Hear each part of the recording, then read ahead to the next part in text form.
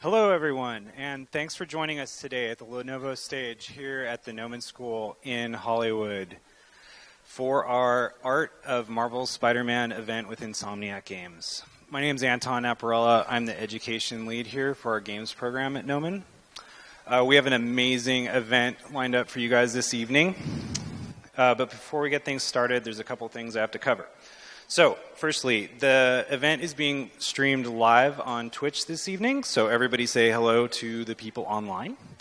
The stream will be archived, so check back in a couple days if there's anything you missed or you just want to watch the whole thing over. That will be available on our Twitch and YouTube channels.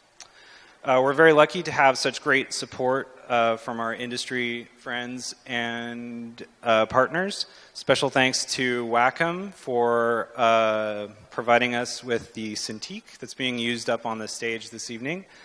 Also, of course, tonight's event is sponsored by Lenovo.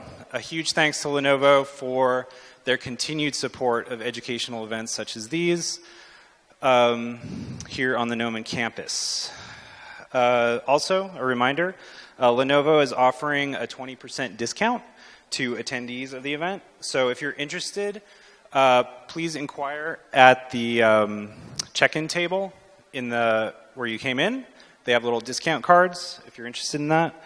Also, lastly, if you need to leave or get up during the event, please try to do so as quietly as possible so as not to disturb those around you.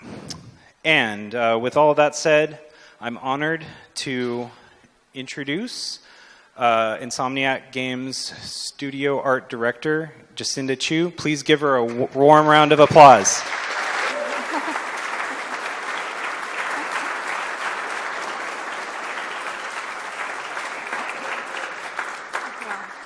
Thank you guys so much for continuing to support us and Spider-Man. You can't understand how excited we are to be here to interact with you guys, and hopefully you'll learn some stuff from us as well. I'm going to start by introducing my awesome team. First up is Stephanie Karjian, animator and Gnomon alumna.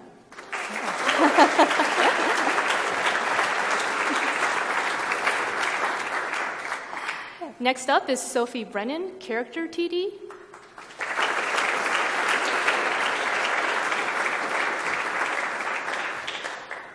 And then we have Jenna Ruth, Associate Visual Effects Artist and Gnomon alumna.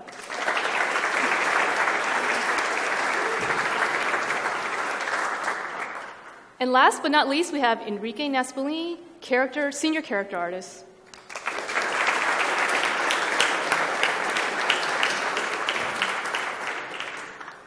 So before I start the talk, it'd be really helpful to know who's in our audience. So by show of hands, can you tell me how many out there are students? Oh, okay. That's like majority, I'd say. How many people out there are aspiring animators? Any animators? Oh, sorry, Stephanie. Wow, okay. all right. Let's do better on the next one. 3D modelers? Any 3D modelers out there? All right. It's like a third, so okay, cool. Any aspiring riggers? Yeah, that's right. Yeah. Any aspiring effects artists? Oh, perfect. So, as you'll actually learn today, though, rigging and effects art are probably the two most understaffed positions in games. So if you are pursuing those, you're more likely to get a job. So maybe more people will raise their hands now. Also in the crowd, I was wondering how many professionals we have. Any game developers? Oh, look at that. Thanks, guys. And then last but not least, how many people have played Spider-Man? Oh, wow, thank you. So awesome. Also, if you guys haven't played Spider-Man, I apologize. There's going to be a ton of spoilers tonight. We may ask you to leave the room if you don't want to be spoiled, but here we are. So, and then I was going to ask if anyone out there was dressed as Spider-Man, but I don't think so. No. If somebody was going to come dressed as Spider-Man, oh, is there really? Oh, thank you. Yeah. There's always one. All right, cool. So once again, my name is Jacinda Chu, and I am the art director at Burbank Insomniac, or Insomniac Games in Burbank, and also the art director of Marvel's Spider-Man. And I'm most well known for art directing Ratchet & Clank, A Crack in Time, as well as Sunset Overdrive, and now Marvel's Spider-Man. So what we're going to do today is we're going to be talking about Marvel's Spider-Man in the context of our individual disciplines, so you guys can get a better idea of what went into making Spider-Man. So my talk is actually going to be about the art direction of Spider-Man. So I'll be talking about the overall vision of the game, as well as the overall vision of the environment and the characters. So let's start out with environments. When you first start out making a game with an environment, one of the things you have to figure out is, actually, I guess I'll talk about the overall direction first. I should do that. But one of the first things you have to figure out is what kind of style are you going to make the game in? Is it going to be realistic? Is it going to be stylized? Is it going to be something between? So that's a decision you normally have to make at the very beginning. And at the very beginning, I decided that we should make a game that's a bit more realistic. And this is for two reasons. One, we want to leverage the power of the PS4 and the PS4 Pro. So it felt like a realistic world was the way to do it. And secondly, I wanted to leverage our physically based rendering system, which would showcase our real-world material response. So because of those things, it made me want to make the world more realistic. Another thing I want to talk about is color style. So if you're familiar with any of the Spider-Man comics, you'll know that Spider-Man is often very colorful. He pops off the page. His silhouette is very clean and noticeable. And I thought this was a really cool thing about the comics that I wanted to bring into the game as well. And if you guys are familiar with a lot of the games that I've art directed, you know I really love color. So one thing that you'll notice about the game is that the characters really pop off the screen. So Spider-Man is this cherry red, and Scorpion is this fluorescent kind of green. And it would have been easy enough to give Scorpion kind of like a lizard coloring, or maybe Spider-Man should have been burgundy and less jarring. But I felt that that bright coloring was a really big part of the Spider-Man character and universe. So let's talk about the city. If you guys have played games that have cities, you'll notice that sometimes they're populated and sometimes they're not. This is actually a critical decision that's made at the beginning of any game that has a city. And you're probably wondering why that matters. And that's because populating a city is incredibly difficult, because you have to model all the citizens. All the citizens need animations, and then the citizens need to be talking, they need to behave a certain way. So that's actually a huge resource suck for animation, character modeling, programmers, designers. So at the very beginning, we had to really think about it. We're like, well, are we just going to blow away all the citizens of the game and say it's under quarantine, maybe? You know, you'll see that in other games, right? Or it's post-apocalyptic. That's the best one. So post-apocalyptic games are the best because there's like no people. So that's actually like the developer's dream. But in our case, we knew that this is Peter Parker and Spider-Man's New York City. And it has to be a city worth saving. You need to be able to care about the city so you can really put yourself into Spider-Man's shoes. This is a really important part of his character, his relationship with the city. So therefore, we made the decision early on to populate it. And Stephanie is actually going to be telling you guys more about the types of animations and work that actually went into it, and it's fascinating. So when we decided to populate the city, we also had to make sure that the city reacted to Spider-Man so that it would feel alive. So in our world, Spider-Man has been protecting the city for 8 years, so everybody knows him. So in the game, they greet him on the street, and they want to take selfies with him. Spider-Man can even do finger guns. If he lands in a crowd, the citizens will react to him. Maybe they'll get mad at him, or they'll be super happy that they get to see their favorite web slinger. And then the other thing that ties Spider-Man into the world is he's actually even got a social media presence inside the game. So after he's done with a mission, his fans will actually contact him about it. And some will love him and tell him he did a great job, and others hate him. And that's the life of being Spider-Man. In fact, Spider-Man is such a fixture in the city that he can even take the subway and no one will bat an eyelash. Another important aspect of the environment is that it's Marvel's New York City. And this is how we set ourselves apart from others' depictions of New York. And what you see here is concept of the Avengers Tower and the Sanctum Sanctorum, where Doctor Strange lives. And some institutions have more presence than others. So what you see here is a screenshot of the Daily Bugle building. And that's where J. Jonah Jameson used to be the editor-in-chief. But now he runs a radio show called Just the Facts, where he reports on what's happening in the city. And JJJ in our universe is still no Spider-Man fan, so you can always be counted on for colorful commentary from JJJ. And also, Mary Jane is a reporter who works at the Daily Bugle. The other thing a lot of people ask me is whether or not our New York City is a one-to-one representation of the real New York City. And I always call the city a city of your recollection. Now, I'm someone who was born and raised in Los Angeles, but I travel a lot, and I love New York City. So every time I go to New York City, I think about all the things I love about it. And the things that I think about are things that are very different than Los Angeles. So things like yellow cabs, red brick buildings, fire escapes, water towers, the weird steam that kind of comes out of the vents everywhere, and you kind of wonder where it's from, but you don't know what it is. Trash bags. There's like trash bags everywhere during trash days. Like, how did the city generate that much trash? So, so like a recollection, it's hazy, right? So what we did was we took these elements that we loved about New York City and we cranked it to 11. And that is the essence of our New York. And then, essentially, though, you're going to find that things are where they're supposed to be. Central Park is where you think it would be, Chinatown, Financial District. Everything is correct relative to each other. But I think you'd actually be surprised that we didn't actually have to mess around too much with the building heights because New York truly is a superhero's playground. And it's actually very conducive to web slinging.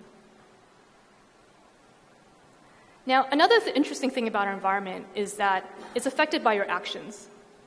The game has 3 acts, and over those 3 acts, the city evolves. So when you first play the game, there's a bright blue sky, the citizens of New York are going about their business, hustling and bustling, everybody's happy. But by Act 2, there's a prison escape. And then a devil's breath, a bioweapon, is released, and then the streets start to empty of citizens. Crimes start to escalate, and there are even checkpoints set up by the Sable agents, the game's mercenary group. And then, by Act 3, things go from bad to worse. And this is when Doc Ock unleashes the supervillains on New York. And at this point, martial law is just declared, and you see very few citizens outside. And then all you'll see at this point are first responders, Sable agents, and the criminals that roam the street. So let's talk about the character art direction. You know, a lot of people have asked me, is it hard to work on a game that's based on an IP with so much history? And I didn't really have to think too hard about it because when you're working on a game, I mean, how many projects can you just Google it, basically, to get all the information you need? So I can pretty much Google anything about Spider-Man and find it on the internet. So that's actually pretty cool. So I would say that that's an advantage. But the hardest thing about working on Spider-Man is probably the expectation from all the fans, like decades and decades worth of fans who know and love Spider-Man. That to me was probably the hardest part, was just making sure you keep like old fans happy, but also create new ones for the Spider-Man universe. So what do I look at when I'm trying to reinvent a classic character? There's 3 things. 1, what makes the original design classic? 2, how do I modernize it? And then 3, how do I tie it into our narrative? So I'm going to explore this idea using 3 types of characters in the game. 1 is Spider-Man. 2 is Mary Jane, one of his friends or family. And then 3 is an enemy. So let's start out with Spider-Man. When I first looked at the Spider-Man design, I decided to keep the classic red and blue coloring. Now, if you're familiar with the Spider-Man comics, you might actually know that Spider-Man's suit doesn't always come in red and blue. It actually comes in a variety of colors.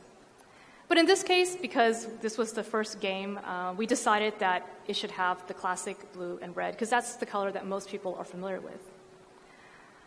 We also decided to keep the classic web flow of the costume, the original costume. And again, throughout Spider-Man's histories, some of his costumes actually don't even have webs. So this had to be a conscious decision. In this case, we were influenced by Steve Ditko's suit, which was the classic Spidey suit. And he has a very clean web flow, a lot of spacing between the cells. And I thought that that felt the nicest and really let the suit breathe. You'll notice that we kept the white spider, or the spider, but now it's white, I guess. And again, if you play the game, you'll know why it's white. But we definitely kept that. But one thing that you'll see that's missing is his classic knee-high red boot. And speaking of boots, I'd like to talk to you about how the boot actually came to be. So what you see here is a really, really early screenshot of Spider-Man.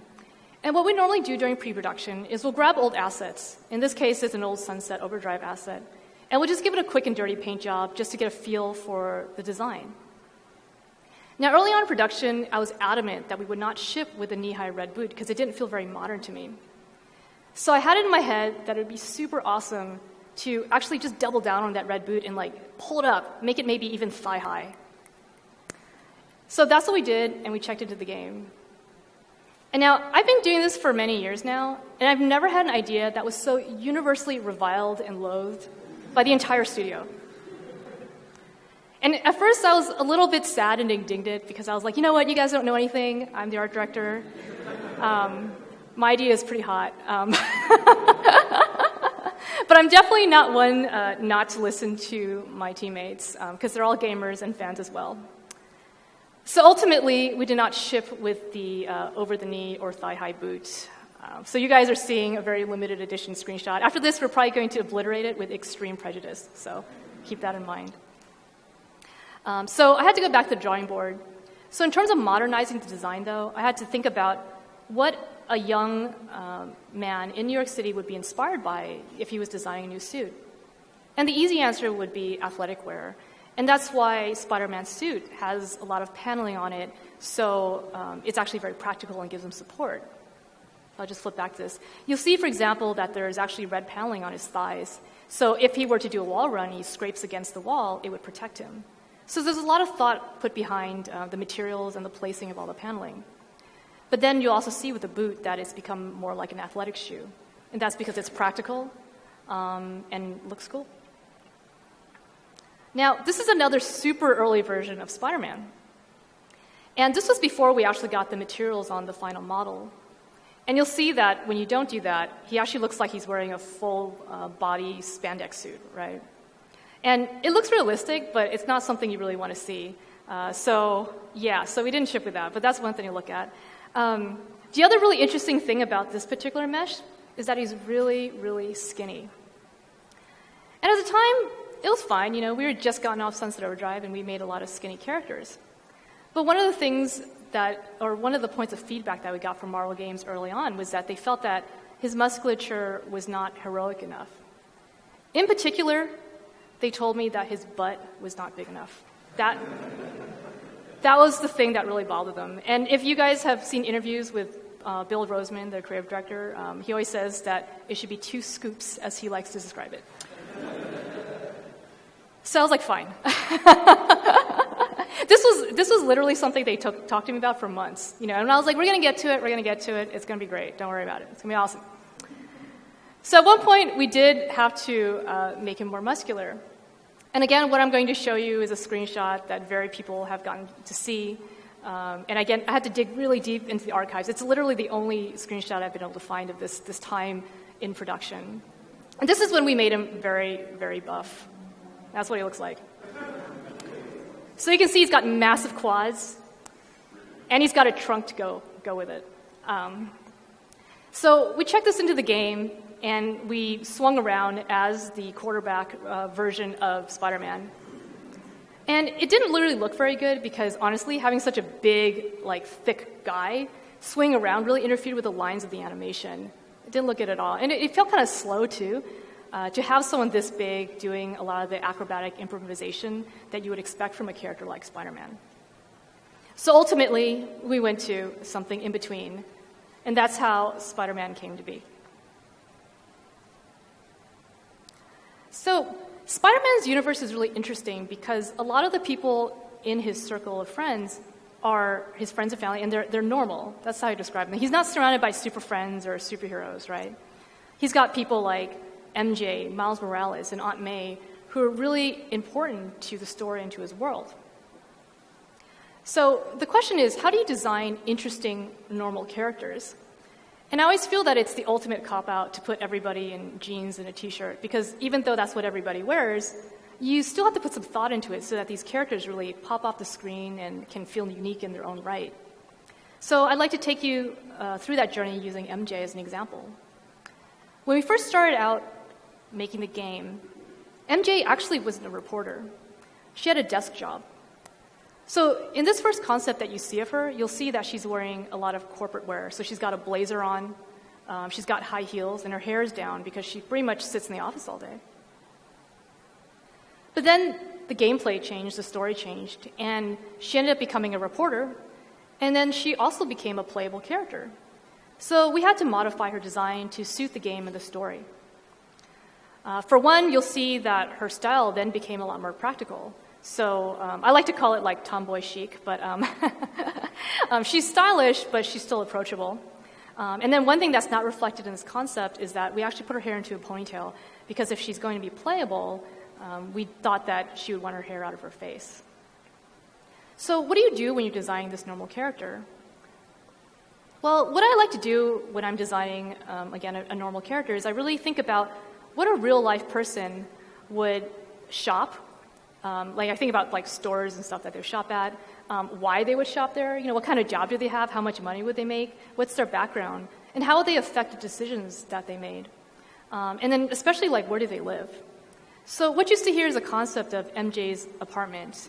And this is actually something that made it into the game. But I feel like your living space can tell a lot about you. So if you look carefully at this concept, you'll see that she has photos of friends and family on the back wall. So you know that they really matter to her. She's nostalgic. The other thing you might get from it is that she's really into her job.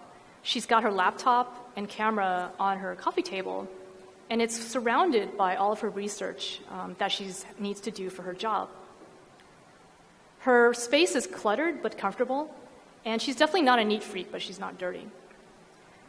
She also likes cozy spaces, and you can tell that by the candles that she's got there and just the Christmas lights.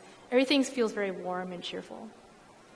I could go on and on about MJ's space and her world, but I think you understand what I'm trying to say, that when you design a normal character, you really should get into their headspace and think about the entirety of this character's world. So ultimately, we did several costume changes for MJ, and this is the lineup. And you can see that her clothing style is consistent throughout. And especially when she's sneaking around, we gave her an outdoor wear that is consistent with the gameplay. So let's talk about enemies. So I'm going to talk about this through the lens of Electro, because Electro was one of the harder characters for me to design. And if you guys know anything about Electro, and what I have here is the original Electro, you know that it's basically a guy with a giant star for a head. He wears a green unitard and yellow underpants. So when I first saw this design, I was a little bit disappointed that we would be doing this character. And I really had to rack my brains about how we were going to modernize it and make it cool. And let me walk you through the process. This is the first round of sketches we did for Electro. So a couple things walking through that process. One, what is classic about Electro? And to me, the green and the yellow coloring was classic. And the star for sure was classic, but we'll get back to the star in a second. Secondly, to modernize that character, it seemed easy to just remove the unitard and replace that with street clothes. And then in terms of the narrative, all the enemies in the game have some kind of technology base for their powers. So in this case, in his design, we need to have some technological reason or power source for his powers. And then last but not least, I had in my head that anybody confident enough to rock a star for a head would be very rock and roll and confident.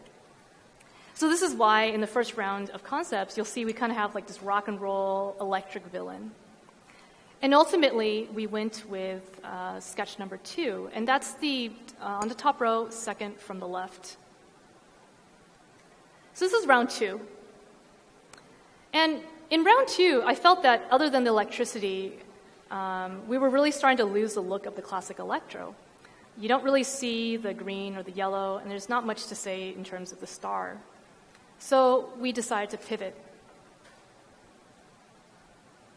So this is what round 3 looks like. Since in the story Electro is broken out of prison, we decided to double down on the prison look and gave him the green jumpsuit, which is why you can see he's wearing that in all the sketches. We also changed his face and his hairstyle. In the comics, Electro actually has very working class roots. He's actually a lineman for a power company, and he gets struck by lightning, which is how he acquires his powers. So it feels like somebody with that kind of background probably wouldn't be, goth or rock and roll. Maybe he'd actually be more of an average Joe. So we changed his face and his hair to reflect that. Overall, I felt that this was an improvement, but it didn't really feel like super villainous. It kind of felt kind of meh. So then we get to round 4. So this is where we brought back the star.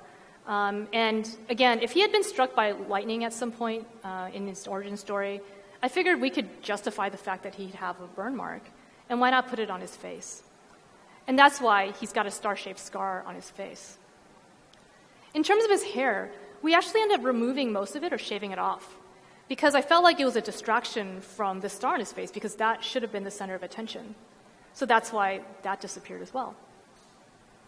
And even though in this round of sketches, you'll see that he vacillates between wearing a trench coat or maybe a shorter coat, we ended up going with a shorter jacket because it's more like a workman's jacket. It's more working class, and it felt more consistent, again, with his backstory.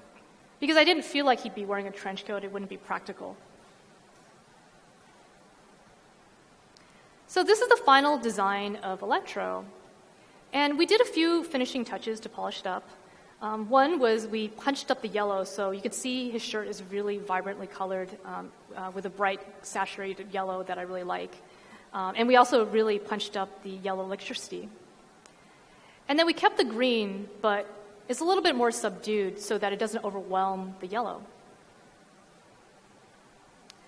And then this is what it looks like in the model.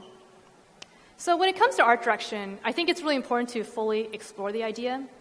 But when you're looking at different ideas to explore, you should always do it with intent. So you shouldn't just flounder in there and throw things on the wall to see what sticks. You should really think about why you're doing it. And it has some kind of logic behind it. Hopefully it's story motivated or maze motivated by gameplay. So you should definitely explore things. But then the trick of it is to know when you're spinning your wheels and know when to pivot. And I think that comes from experience.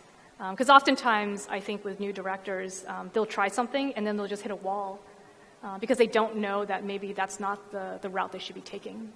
So it's really important to always check yourself to find out, well, am I deviating from the plan? And is the solution I came up with, is it actually solving the problem?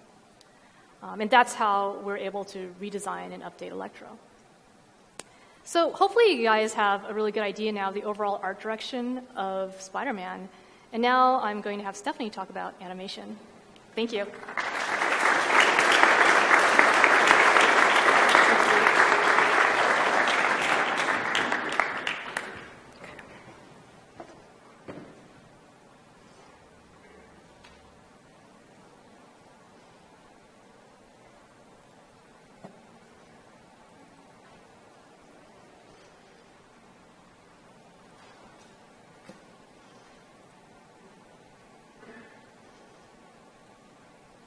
Okay.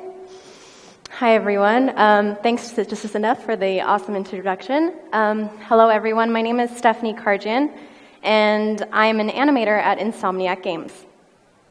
A little bit about me. After graduating university in 2013 with a background in traditional 2D animation and character design, I really wanted to pursue a path in 3D.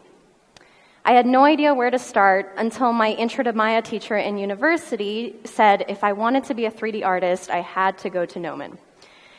And that's what I did. I applied to Gnomon, and after a month after graduation, and then I got the news that I got accepted into the 2-year program here. With animation being something I really wanted to pursue, I chose the 3D animation path, and after a lot of stress, tears, and sleepless nights, and a lot of support from friends and family, I graduated in 2015. Fast forward 2 years later and 3 jobs later, I started working at Insomniac Games, where I got to work on Marvel's Spider-Man. And that's what I'm going to be talking about today, the animation that I worked on Spider-Man, and specifically in 2 areas: open world, NPCs, and cinematics. I'm going to be discussing the different types of NPCs in the open world, ones that I specifically worked on, as well as a step-by-step process in creating one of my cinematics from the CTNS Silver Sable DLC. So to begin, NPCs in the open world and populating Spider-Man's world. The NPC system in Spider-Man is unique because, like Jacinda was saying, our world is Spider-Man's world and Peter Parker's world as well, one that has a superhero swinging around for the last few years. We wanted the New York City to feel populated with different types of personalities that live in a world with a superhero while going about their day-to-day activities. For example, we have animations of people walking around on their cell phones, texting and not watching where they're going, dancing in the middle of the streets while a band is playing some music, hailing a taxi because they have to get to the other side of the city, giving Spider-Man a high five as he passes through the streets, or cheering Spider-Man on as he's defeating some thugs. These are just a few examples of animations that showcase our open world, specifically reactions, interactions, and vignettes. I worked on 3 different types of NPC reactions. Reactions, where a pedestrian would react to any of Spider-Man's actions, whether they're big or small. Vignettes, or non-interactive animations of people doing things that they love, working, even having a conversation. And interactions, Spider-Man actually interacting one-on-one with the NPCs. A lot of different types of reactions were put into place in our own world. People reacting to Spider-Man as he swings overhead, as he lands on the streets after diving off a building, as he passes by and bumps them on the shoulder, from a distance when they really need to grab a picture of him. And on top of these actions, our NPCs feel a certain way towards Spider-Man. We have a wide emotional net of pedestrians who are happy and overjoyed to see their favorite superhero, sad that a crime is committed in the city, angry after hearing J. Jonah Jameson's latest rant about the city's menace, or even not caring about Spider-Man. A lot of different data and a range of emotions were captured. In our mocap shoots, our actors would act out a series of different actions, whether it's falling backwards or just idling around. We animate and clean up the animations in short-range looping cycles that can be played at random, blending from animation to animation or in a continuous loop. This was done using our tools and program support, where we would have a library of different animations separated into different categories, from small to large emotions, or excited to unhappy to see Spider-Man. These would trigger at random depending on the situation. So here's an example of pedestrians ducking as Spider-Man swings overhead. And these were full animations of someone ducking and rising up back into their idle, but in order to get that instant gratification of someone really ducking, we actually blended the animation to the lowest point of the ducking pose to really get that, I'm scared, someone's flying over my head. In creating our NPCs with props, we had originally created a lot of full-bodied animations of people holding props, but early on we dealt with memory issues because of how big our game is and how much is in it already. In doing so, a lot of our cell phone animations and prop-holding animations are set up as partials animations, where we take our original animation of a react or something like that and set up a partial override of a cell phone grip, bag grip, umbrella grip, and so on, to have the props stay in the NPC's hands while playing a react. The second interaction is Spider-Man fighting some crime in the city, and as you can see, a lot of the pedestrians around him ran away when he initiated the fight, and they also stand off to the side observing whether or not he's going to win or not, and they range from booing him to also cheering him on.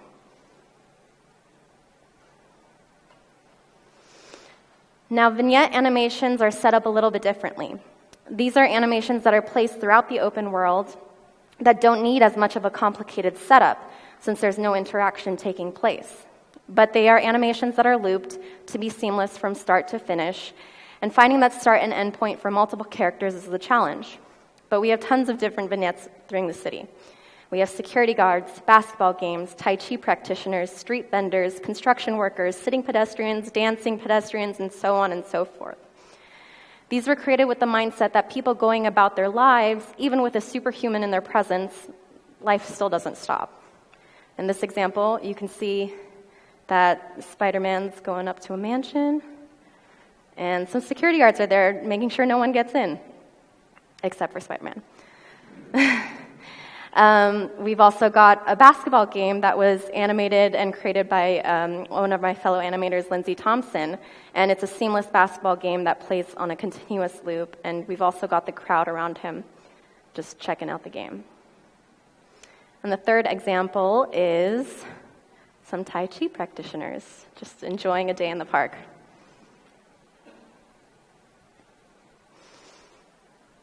We also have specific interactions in the open world, and this is something I specifically worked on in getting in game. Interactions consist of one-on-one animations we have of Spider-Man walking up to a pedestrian and interacting with them for a few seconds. A little about the process behind this. The mocap data we had is a little more broad strokes. I had to make it so that the distance between Spider-Man and the NPC was about 1.5 meters, but the data that was created for it, they were at least maybe 3 meters apart, with a lot more steps in between the interacts. We wanted ours to have a smaller distance and give players that instant reaction of the interaction. Keeping those few steps would delay that satisfaction. After cleaning up the data and exporting out our clips into game, I worked with programming to set up a system that each animation would be assigned a filter ID, the same filter being attached to both Spider-Man and the NPC, and no two filters overlapped. Once the filter triggered in game, the same animation would trigger for both Spider-Man and the NPC. If it wasn't for the filter ID, Spider-Man's animation of high-fiving someone could be left with an NPC trying to give an awkward one-way handshake.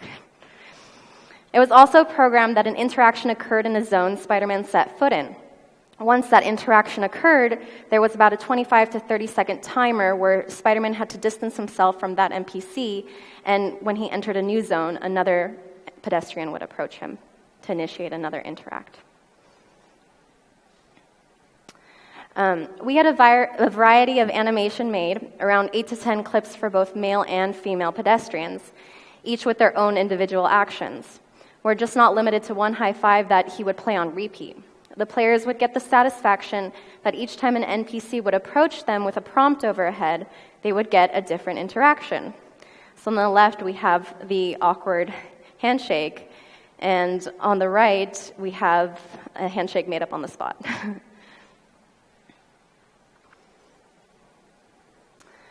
Some challenges we faced early on were sync and blending issues. As you can see in the first clip, the handshake was offset. Even though the animation in Maya was set up correctly, the NPC's hand would overlap Spider-Man's in-game. This is when you have to debug your character to see what's going on under the hood. And in this case, the start times that were programmed were offset by 2 frames on the pedestrians. Once we found out this issue, it was fixed right away. Blending was another challenge we faced in blending into the interacts. Since Spider-Man could be facing any direction, he would sometimes pivot and play his animations, or he might be a few centimeters farther than he should be or closer than he should be, and that would cause a sliding effect. By adding a blend right when Spider-Man takes his first steps, we were able to ease that transition just a little bit. Last, we had issues when it comes to the model themselves. Since we have so much variety in Spider-Man, a lot of our NPCs don't wear the same thickness sleeve or coat.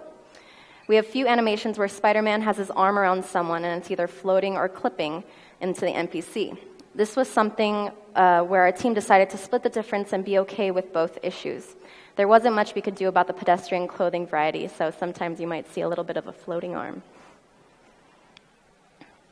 And I just wanted to show you guys a small compilation of interactions, reactions, and vignettes around the open world.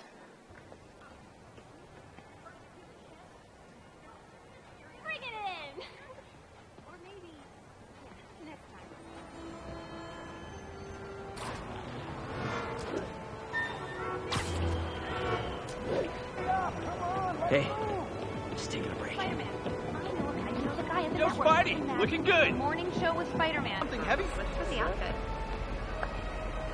Woo! All right! Looking good, Spidey. I got him. Selfie. Oh, should have done web hands. All right. Hey, strike a pose. Are you really him? Bro, looking good. Hey, Spidey! Yes! Did you guys see? They need you in the city. Spider-Man We got enough problems with as height. now. Hey! Spidey? Hey, Daxter! Boom! Turn this way. Sorry. I got your back, Spider-Man. Good fight, man. Wait till they see this at work. You looking good, Spidey? Show us your face already, you freak! I don't shake hands much these days, but I gotta shake yours. Under the range of NPC interactions, we also have our side mission NPCs. These NPCs are all over the open world, and they're there to give Spider-Man tasks to complete across the city. The way they were created is since we knew we had to do a wide variety of interacts as well as a multiple amount of these animations, our team had compiled and put together a library of gestures that were set up as full-body animations or partials. These gestures are cleaned up to small actions and exported onto clips. Then these clips are attached onto performance clips. Performance clips contain dialogue track and allow us to attach an animation onto the track. So whenever a line would trigger, the gesture would play. A lot of customization went into creating these gestures, and we faced a lot of challenges. First of all, we were limited to an idle pose. This pose would be the start and end pose of an animation, as well as a separate idle animation that the gesture would blend in and out of. Sometimes, depending on the NPC, we had to make adjustments to the idle and in turn make copies and adjustments to the gestures. This ended up being a lot of work, but with a lot of the animations being a little more customized, we weren't just limited to a standard idle pose, and we were able to give the NPCs some sort of action at the beginning of the interacts. Another cool thing we did in this game was set up a Z-facing camera that you can see in this clip. We had two different types of setups.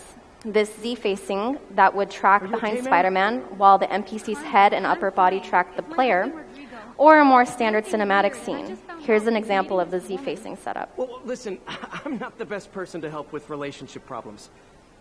It's not like that. I think she's involved with bad people. Rodrigo might be in real trouble. He's scared, but he won't tell me anything. I can check it out. Any idea when he's meeting her next? Tonight, by the detox center in Greenwich. Okay. Don't worry, Carmen. I'll find out what's going on. The same setup of gestures we Detox had, center's we not also far. created for Spider-Man Carmen as just well. sent me Rodrigo's... His were partial animations that were just limited to his clavicles, so we could have his nice idle animation play underneath all those arm animations. Now, the side quests are the little baby, and the NPC mission interacts are like the big mama. In this instance above, we have the gallery manager, who in the game is a snooty manager of this gallery displaying Wilson Fisk's artwork and treasures. She had her own animation set that consisted of walks, intros, outros, head looks, turns, and her very own gesture library. Since her character was so particular, we wanted to show her off as her own character. While still limited to an idle pose due to the amount she moved around the space, her gestures showed off her personality. As you can see in the clip above, her gestures would trigger when MJ would get within a few meters of the gallery manager, and once the interaction ended, she would follow a path to her next Starting location. with the prize, a one-of-a-kind Kakemon Baku. Beautiful. It's a Mifune? Correct. Mr. Fisk has exceptional taste. Did you know him well before his arrest? In a professional context. I handled many of the sales. Let's move on, please.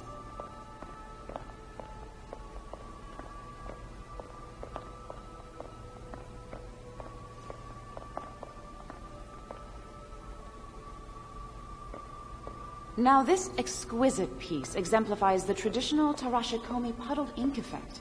The two Neo are so imposing. I can see why Fisk liked this piece. Definitely his style. He loved the duet. Destruction screams, but creation toils in silence. Was there ever anything irregular in any of the sales you handled for him? No. No, of course not. Not that I was aware of. A cool thing that we did with her while she's walking and delivering a line is we would also play partial gestures sometimes, so she just wasn't limited to Notice walking. the intricate gold inlay on this ceremonial tea set. It's just... A friend in the DA's office mentioned that Fisk used art sales to launder stolen goods. I'm sure I wouldn't know anything about that. Oh, I know. I was just wondering, now that he's arrested, if you had ever noticed anything strange. You know what? I'm actually running short of time. Why don't we grab the cover photo while we can? When I told my DA friend I was doing a piece on you, he mentioned your name was familiar. Just the photo, please. Stand right there. Are you sure there's nothing you'd like to say, maybe off the record, regarding Fisk's activities? I don't think your readers would have any interest in... Damn it. Wait here, please. Wait. I recognize that statue. Gotta get a photo. That shouldn't be here. Got it. Craig, I'll call you back. My dear, I think it's time for you to go. Oh, could I use the restroom real quick? Fine. Follow me. Thank you. This is a really lovely space. It is. And this will be the last time you see it. The ladies is around the corner. Be quick. Of course. Be right back. So that last interaction in the sequence was the most complicated because it wasn't a series of animations that played back to back like the gestures. And rather than making gesture clips that were placed on the audio, it was a full cinematic without a camera. Different pieces placed together in Maya that would trigger when MJ gets into the gallery manager's vicinity. She would walk into the room and we hit her in the back corner on a loop until the second part triggered. When MJ took the photo of the sculpture, the manager continued on with the cinematic animation until she closed the door. We wanted to successfully get the feel that this character was still continuing her series of actions, so blending in and out of the cinematic was super important so that we wouldn't get any weird pops. Overall, all these different types of animations help populate our open world to make it feel like an inhabited space. There are many different types of animations that were created with the collaboration of other departments, and in coming together, we created a space that tells Spider-Man's story as well as the people of New York City's. In moving forward, I wanted to give you guys a quick overview of our cinematic process, as well as show you guys a cinematic that I took from start to finish. The cinematic process starts with an idea that's turned into a story and then written out in a script. Once we have the script, we go over a plan with my leads and directors to figure out what we want our scene to look like, and then we pre-visualize what it's going to be in Maya. This usually consists of a block-in of lighter rigs so that we can block out timing, key story elements, cameras, and sound effects quickly.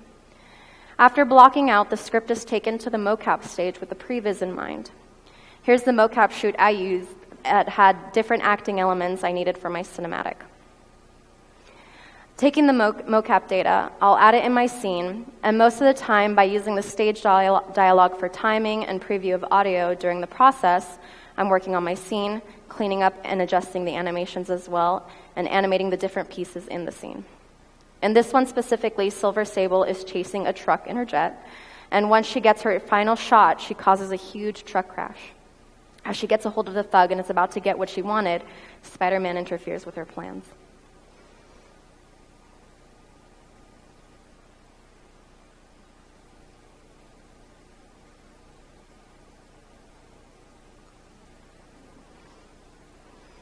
And here's the previs for my scene. This is in the early stages of trying to figure out timing as well as placement of mocap data and other assets. At this point, I had an early rig of the jet from our rigging department with just the basic structure in order to block out my story points without worrying about the finer details of the jet. During the process of adding in the mocap and cleaning up the animation, there's a process of critique and weekly meetings or weeklies where eyes would be on my cinematic and I'd get notes that I had to address before other meetings. So this is a super early version lockout.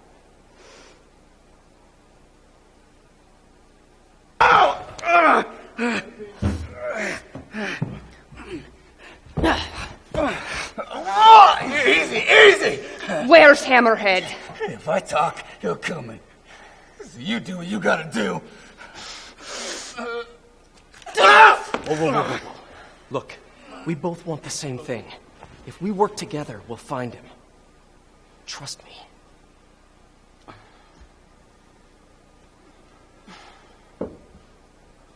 Right.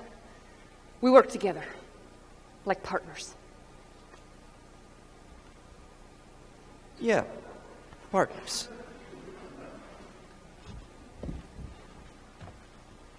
So you'll call me? I am 77% sure she's not a robot.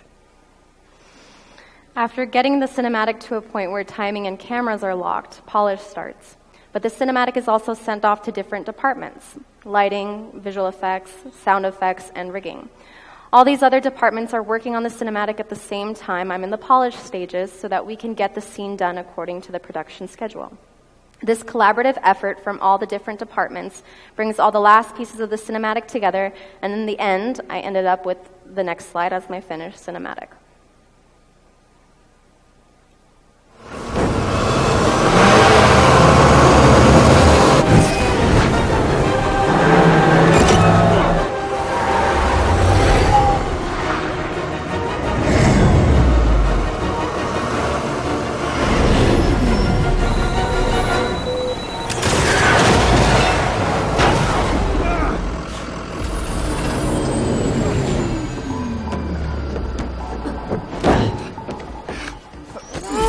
Easy! Where's Hammerhead? If I talk, he'll come in. So you do what you gotta do. Whoa. Look, we both want the same thing. If we work together, we'll find him. Trust me.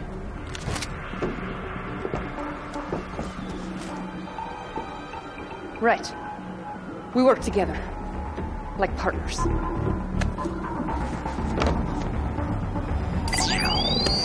Yeah, partners.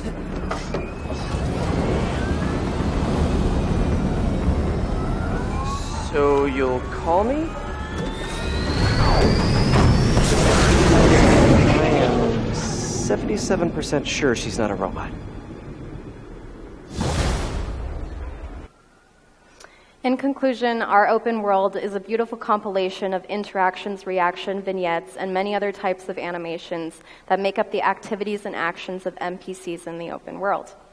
The cinematics created are a step-by-step process of idea exploration, critique, and collaboration from all the wonderful artists at Insomniac.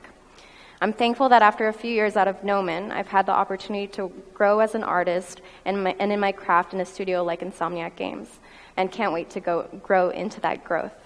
Now, to pass it off to our next presenter, character TD extraordinaire, Sophie Brennan.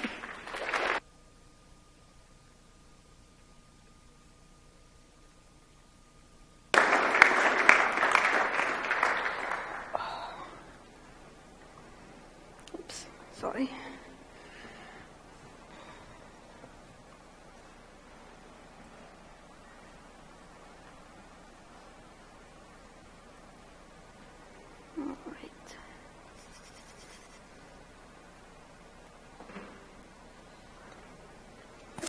Right, okie dokie. Can you guys see me at all? I'm a wee bit short. My name is Sophie Brennan. I'm a character TD at Insomniac Games, and today I'm going to talk about rigging on Marvel's Spider-Man and what that entails. So, a little bit about me. I'm a character TD with 6 years plus professional experience. Of course, I've worked on Spider-Man, but before that, I worked on a VR title, Lone Echo, and before that, I worked on a title called The Order 1886 for the PS4, and way before that, I worked on a little mobile game on iOS called Paper Titans. I've also worked in R&D in internal technologies, helping to develop our in-house engine, and also pitching projects to publishers and investors.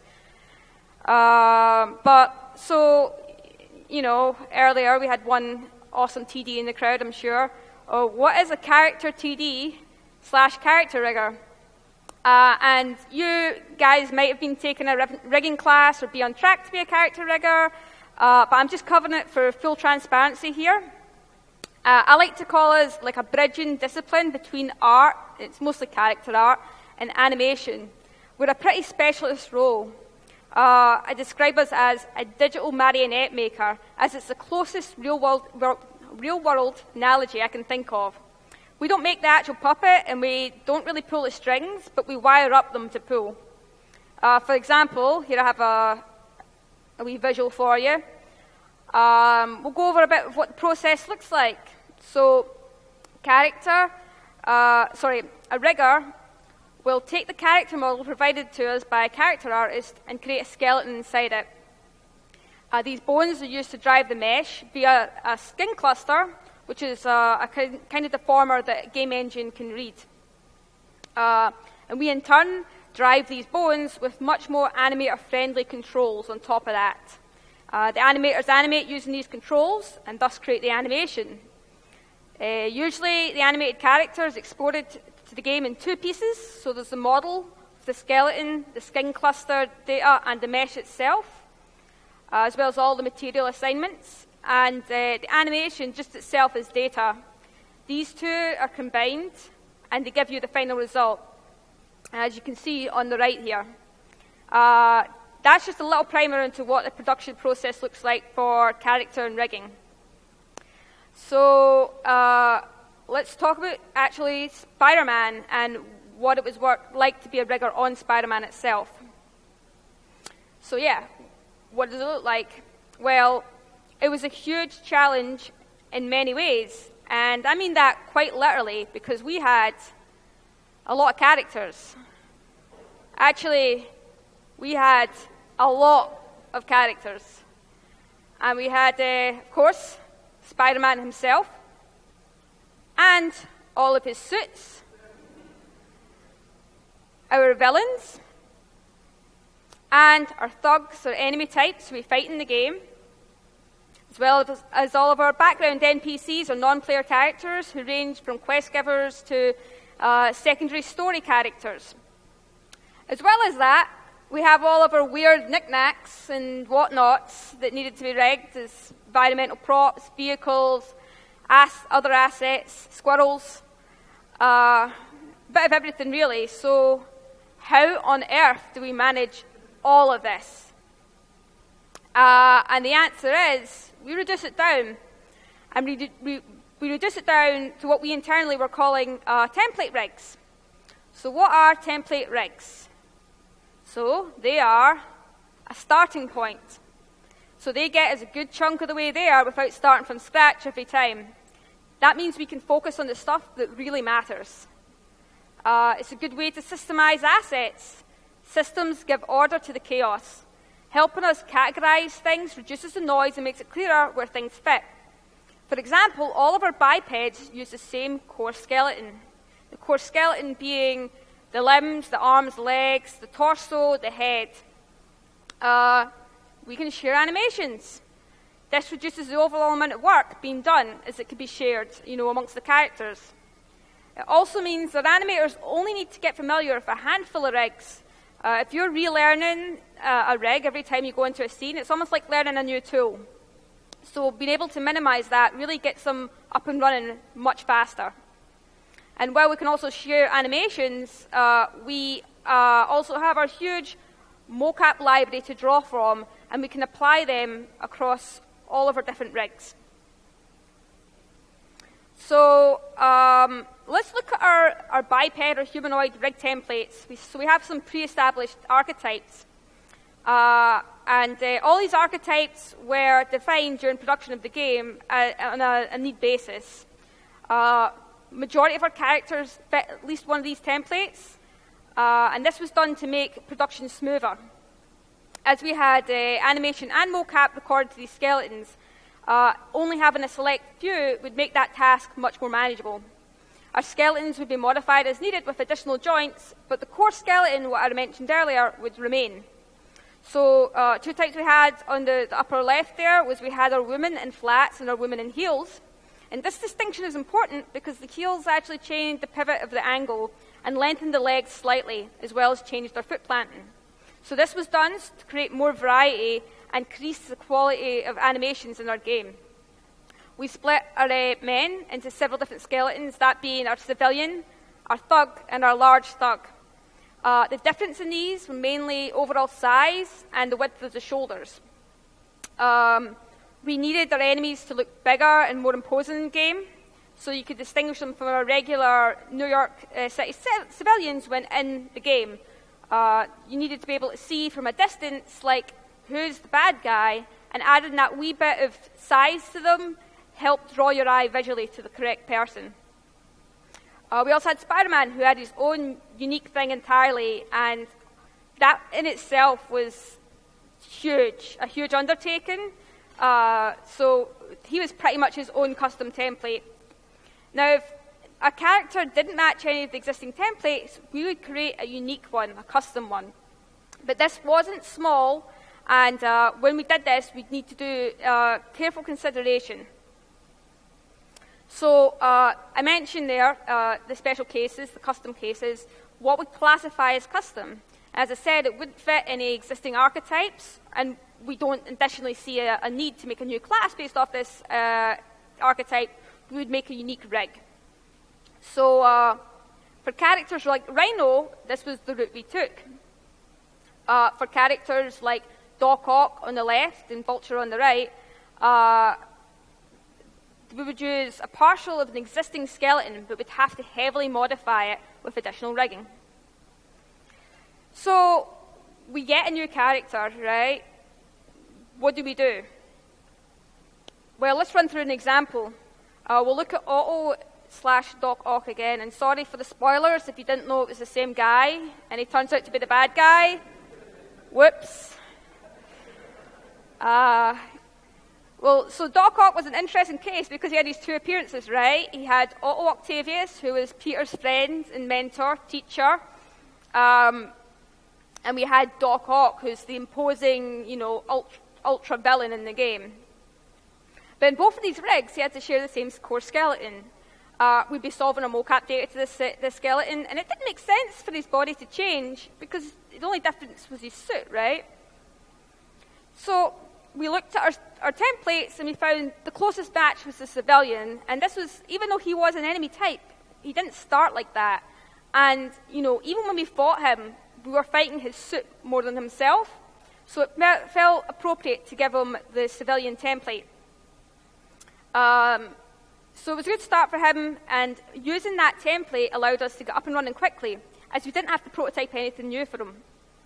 So in the next slide, you'll see we split the skeleton into two, so we could handle the two variants. There's Otto in his lab coat and Doc in his suit. And from the template, we heavily added a lot of additional joints and rigging, but the core remained the same. This gave us a lot of freedom to experiment around that without the risk of destroying our data. So you can see on the left here, Otto with his lab coat and all the joints we used as part of his real-time cloth simulation, as well as a harness he wears in one of the earlier scenes. And on the right, you can see Doc Ock with his tentacles and all the joints involved in them. But let's look at another example. So I mentioned Rhino. So Rhino was unique in that none of our templates would fit, not even close. Rhino was just way too big and way too unique. As you can see on the left, that's our largest thug archetype we had in the game, and nowhere near matched Rhino. So Rhino had his own custom rig and custom proportions. And as I said, while we utilized the same core skeleton, that means we could share animation across, or rather poses across.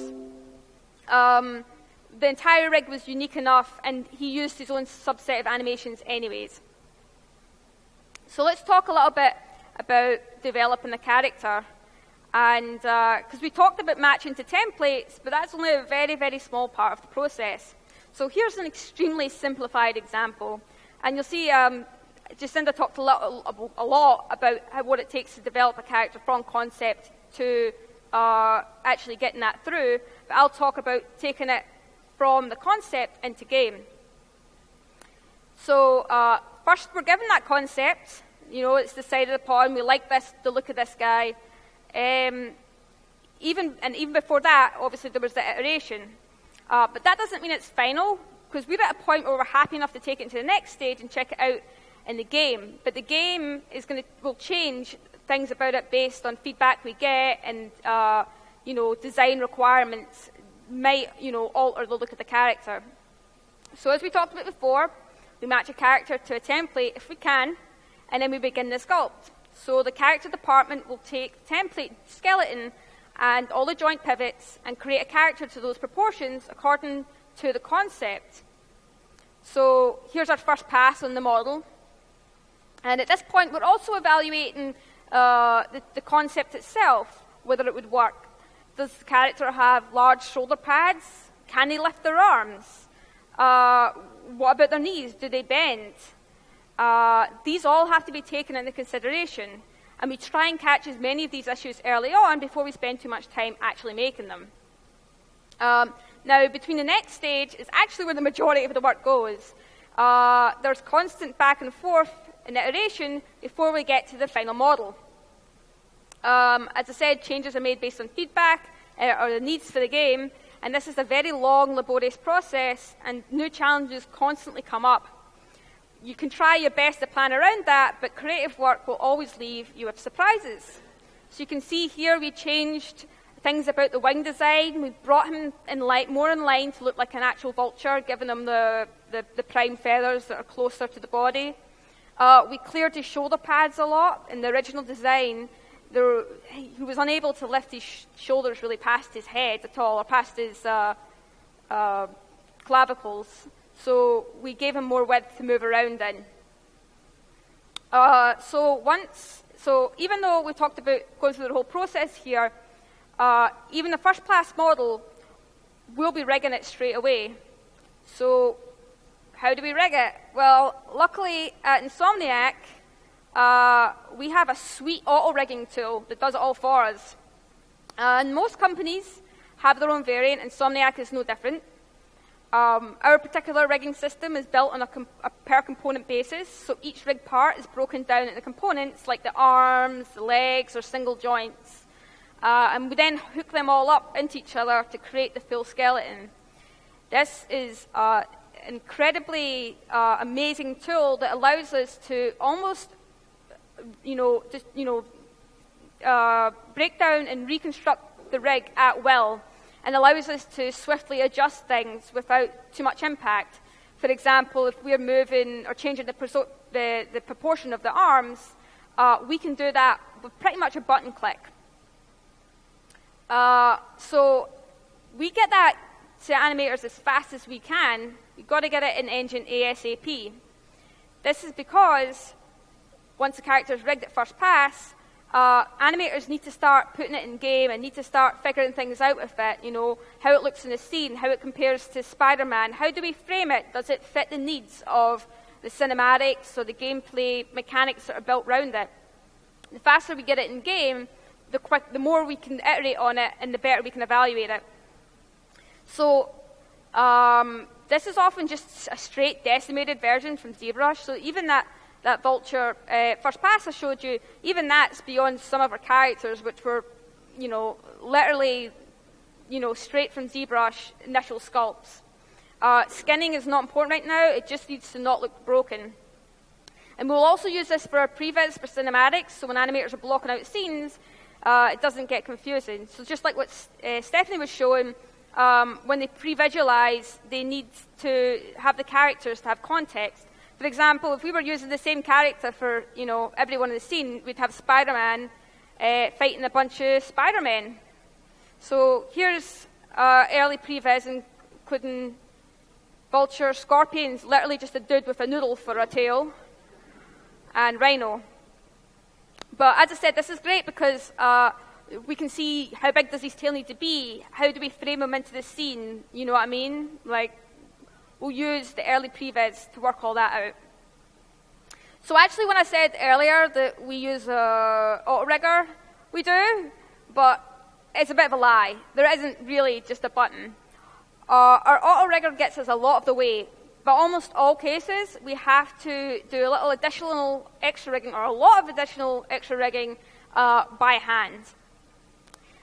For special cases like Doc Ock, I had to build the tentacles completely by hand. And every rig has a new challenge, and we have to come up with new solutions to solve that. If a solution is worth reusing, we will add it to our auto-rigger as a component. So here you'll see a rig made by Dustin Han, one of our other TDs in-house. This is Vulture's rig, but he did additional rigging for the shoulder pad and a little strap.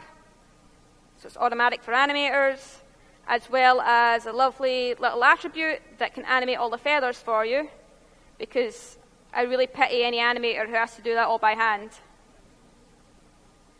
So look at that, beautiful.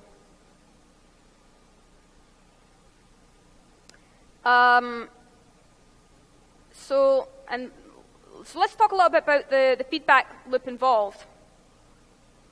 So depending upon the complexity or newness of a rig, we'll work with a small subset of key animators to iterate on the rig.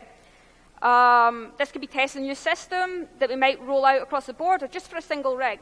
For example, when I was working on Doc Ock and his tentacles, I grabbed a couple of the animators who I knew would be animating the majority of the content with, and we ran the tentacle rig past them over and over and over until it got to a point where it was achieving the results they needed with minimal amount of work. And here you can see the general process for a character, which is we pass from model to rigging to animation, but it will often go through several iterations.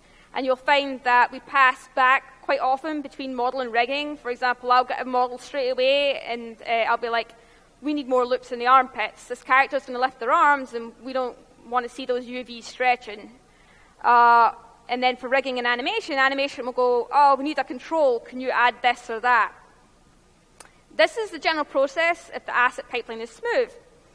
However, as I said, creative work is tricky, and this never really goes as smoothly as you plan. So what could cause the process to gum up?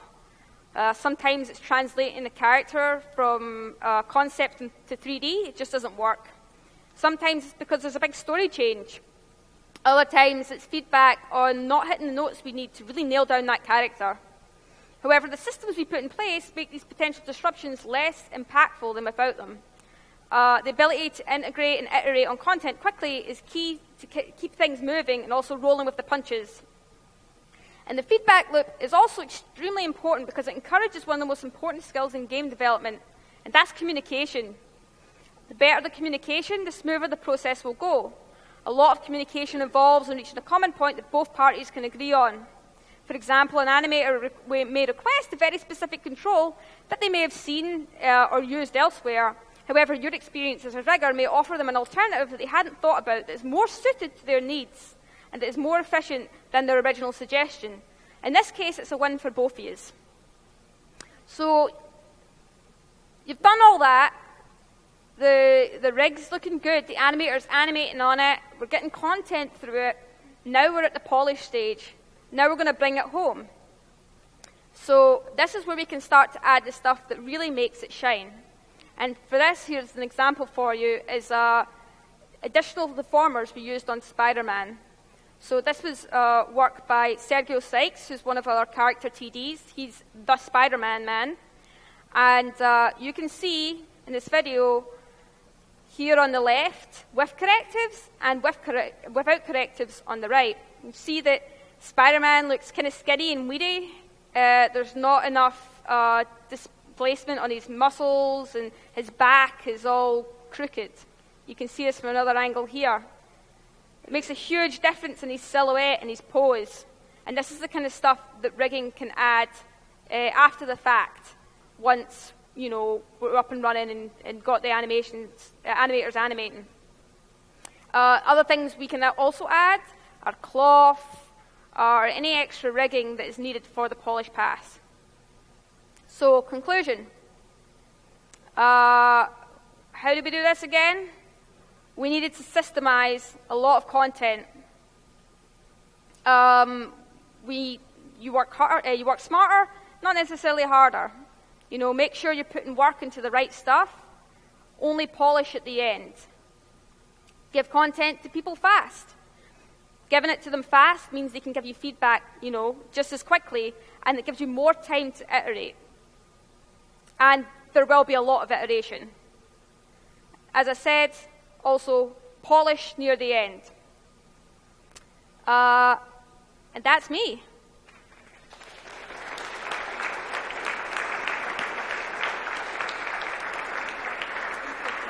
Huh? Oh, intro. Okay, wait, sorry. My bad. And, sorry, that's me. You all go home now. Get out of here. Sorry. So next is Jenna. Jenna will follow me up with her wonderful talk on visual effects. Glad you didn't forget. Oh, that's now my mic's on. Cool. How you guys doing out there? I know you've been sitting for a long time, so thank you for your patience. I want you to get pumped because I'm really pumped to tell you about the visual effects of Spider-Man.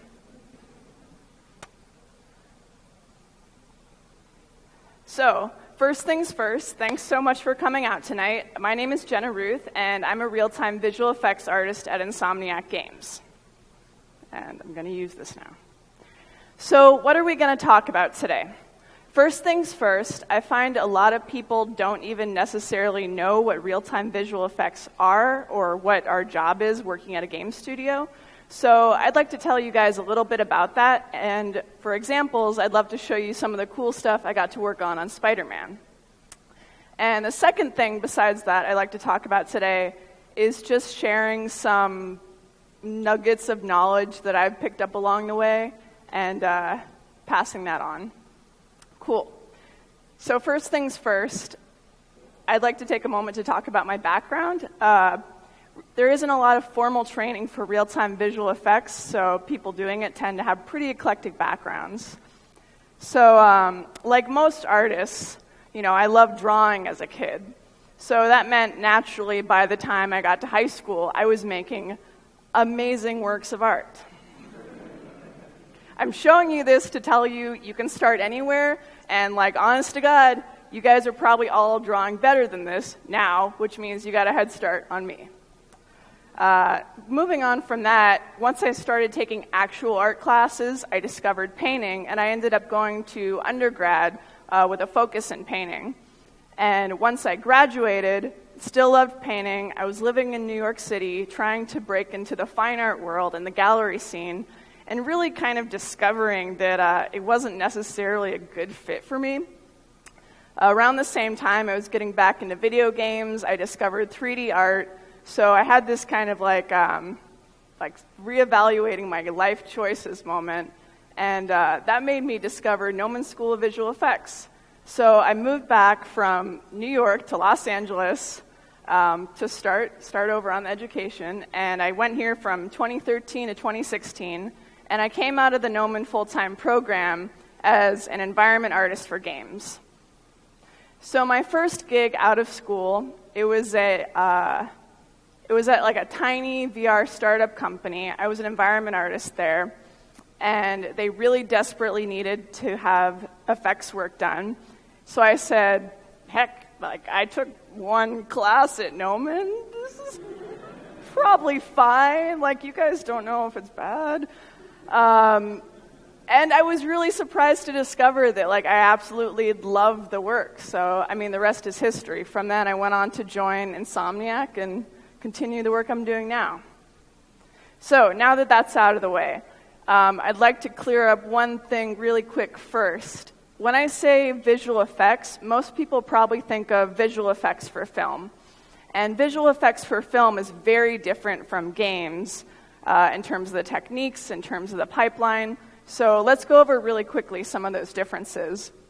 The first thing to say is that film is pre-rendered. So this means usually it could take live action footage, 3D elements, maybe it's composited together, and all of the calculations being done to get that finished product are all just front-loaded.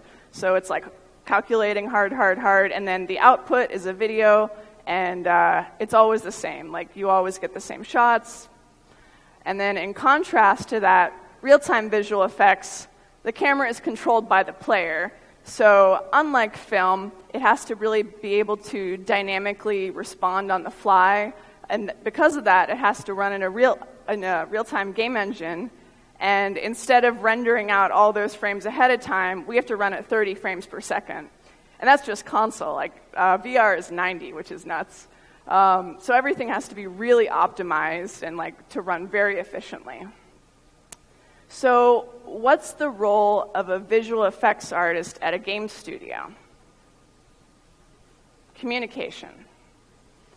I'm not talking about internally. This is communicating with the audience. So what do we communicate? Two big things. We communicate narrative and we communicate gameplay. And you can think of narrative and gameplay as a kind of spectrum. Everything we do, every asset we make, is going to fall somewhere on this spectrum. It's usually not really cleanly on one side or the other. But for the purposes of understanding today, I'm going to break effects types into 4 broad categories. And 2 of them are going to fall roughly under narrative and 2 under gameplay. So those categories are going to be cinematic visual effects, environmental visual effects, combat visual effects, and puzzle or mission visual effects. And this is specifically on Spider-Man. For example, if your game wasn't a combat-heavy game, it might not be its own category. So let's jump right in. Cinematic effects. First off, cinematic effects play during cinematics. So what's a cinematic? A cinematic in a game is any time when camera control is taken away from the player. So this might be during a really tense or really quiet character moment, or it could also be during a super awesome action sequence when Spider-Man's running up a building and there's a helicopter and you're just you're putting your controller down and watching. So it's more of a filmic experience. So what's different about these compared to all the other types is that the camera is fixed, so a lot of the work we're doing is really to that compositional frame. It's very custom to the scene because you only see it once, and it's often very story-driven. So to give you guys an example of that, here's a shot where I added the effects. This is a scene from Act 3. Norman Osborn gets some news. He's not really happy about it. He's so unhappy about it that he crushes his glass of whiskey in his hand. And the camera cuts to the ground, and we get these dramatic droplets of blood falling. I made the blood. So just wanted to be clear because it's not clear. The ice is really nice, but that was environment team. So working on a shot like this, I'm thinking about getting the timing really right for the exact mood or tone of the shot. The blood being the right color and viscosity so it doesn't look too cartoony. And just trying to basically support the intent of the moment, which is really quiet. It's very zoomed in. It's a very micro shot. So to give you a really contrasting example to this, here's a shot I worked on in the Silver Sable DLC where you're in the middle of your boss fight with Hammerhead. Silver drives by with her plane, and she's airdropping these bombs, and there's giant explosions, and it's a very Marvel film moment. Camera shake, and it's all about this big explosive impact and selling that to the player as much as possible. So now that you've seen those, I put together a short clip of some more cinematic effects I worked on. And if you want, see if you can spot the effects in these shots and notice how they help enhance or clarify story beats. Oh, that went backwards. How do I? There we go.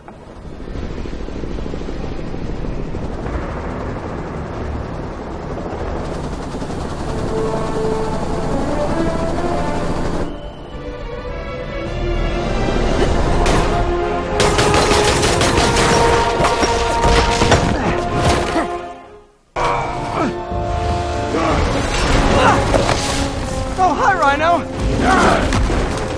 Hope you like surprise, Spider! Cinematic effects. Let's move right along to environmental effects. So environmental effects, unlike cinematic effects, but similar in definition, exist in the environment. And they have 2 primary purposes. They help bring the world to life by creating movement in an otherwise static environment. They also add realism by adding things you'd expect to see in the real world. And they can also help tell the story of the environment. So to give you guys an example of environmental effects bringing the world to life, here is a shot of some wakes I added to some boats in the harbor. So as you guys probably know who played Spider-Man, this game is not about water, it's not about the ocean, but adding little touches like that, if the player just happens to look out onto the bay, really add a lot of depth and realism because it's something that you would see in the real world. Similarly, headlights on the cars, another thing that really adds to the naturalism of the environment. So I also mentioned environment effects being able to tell the story of the environment. What do I mean by that? Here's an example of a shot where, say you're just swinging into a vignette and you don't necessarily know what you're going to encounter. They can help set the expectations for the player. So in this case, we have these bomb squad vans, not just headlights, they also have sirens. Sirens mean danger. So when the player's swinging up to this, they have a sense of, okay, maybe I'm going to fight something here, maybe this is going to be a crime mission or a combat scenario. And if we've established that sirens mean danger, we can build on that. So when they see a lot of sirens, they know, oh shit, something bad, this is going to be a lot of danger right here. And so to give you a contrasting example to this as well, here's a scene with a lot of environmental effects where it's very, it's really busy, but the mood is very tense, it's very serious, maybe something bad is happening. And contrast that to here, if we look at Times Square, there's also a lot going on, but the tone is completely different. Here it's selling more just the natural liveliness of the city and the hustle and bustle in New York. So having things like the headlights or the panning lights or the lights on the ground or the steam coming out of the vent, it just really brings the scene to life. So to do a quick recap, narrative effects tell the story. They do that by bringing the world or the moment to life, and their main function is to elicit an emotional response or understanding in the player. So let's go right on to combat effects. So combat effects is a broad category describing effects that play during combat.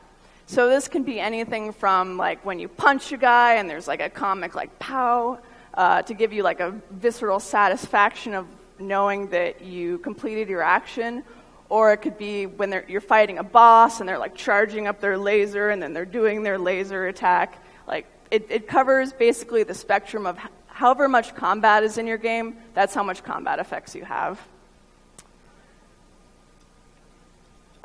So they communicate what's happening. Combat effects do a couple of things. They help the player understand what's happening in the fast-paced moment-to-moment of combat. They give feedback to make the player's actions viscerally satisfying. And the combination of both of those things makes combat more fun for the player, which is really important in a game where you do a lot of combat. So to give you an example of the type of combat effects you'd see throughout the game, here's your bread and butter hit impacts. And what's interesting to note here is that the first hit impact is a standard one, and then every additional one after that is actually a perfect hit impact. So you can see it's bigger, it's flashier, and it's giving a bigger visual payoff to signify to the player that, oh, you hit this really small little window of like where you're supposed to hit the perfect hit attack. And then to contrast to that, so it could be stuff you see throughout the game, or it can be this big suit power that's very powerful, you don't use it very often. So the visual payoff has to correlate to how powerful the attack is. Like if it's something that you use to take down a whole group of guys, that needs to be communicated in the look. So I also mentioned communicating what's happening to the player. So what do I mean by that? So one type of information that's really important for the player to understand during combat is what their health is. The player needs to know if they're about to die, if they're close, so they know to swing away or to start playing defensively. Because if they miss that, they're probably going to get frustrated and confused, right? So one way we communicate that to the player is through color. So on the left side, we can see here's the player healing themselves effect. It's green for health. The movement suggests your health bar going up. And most importantly, it's right smack in the middle of the screen, so it's really hard to miss. And as a contrasting example to that, on the right side, we see the player almost dying effect. So it's red for danger. It's flashing. It's a different type of movement. And there's also a red vignette on the outer part of the screen. And besides color, what's communicating well here is that the movement is different and the places that the information is being telegraphed is different. So we're also covering our bases in the case of colorblind players. So besides using the most obvious telegraphs for trying to give the player information, sometimes we also have to develop our own. And how we do that is by having recurring visual elements that correlate to recurring messages. So to give you an example of that, on the left side here, there's a suit mod in the game where when you have it equipped and you get shot, there's reduced bullet damage. And to visually show that, when you get shot, there's like this techie, blue, glitchy response in your suit to let you know that something different is happening than normal. Also, blue is Spider-Man tech color, so that's why so many of his powers are blue. And on the right side, we have the suit power where it basically nullifies bullet damage. So when you get shot with that, similar blue glitchy response, but the payoff is bigger to let the player know this is more powerful than the first thing, but there is a visual association there that they can recognize. And this gets into visual communication. A lot of what we do is solving problems of visual communication, which can be really interesting. I just wanted to show you guys an example here. This is one of the suit powers I worked on for the suit, the velocity suit. So the concept behind the power is that it makes you go fast. But we discovered due to loading limitations that we couldn't actually make the player go faster. So the challenge became, how do you visually communicate speed without actually increasing it? So in this case, the solution I came up with, multi-part solution, trying to communicate in as many ways as possible. First, you have speed lines going behind you, very graphic element. Second, you have the Tron trails on your limbs, which makes your arcs look really cool and nice. And then third, we have this sonic boom-like bubble floating in front of you, where it suggests you're moving so dang fast that even the wind is becoming like a solid object as it hits you almost in the face.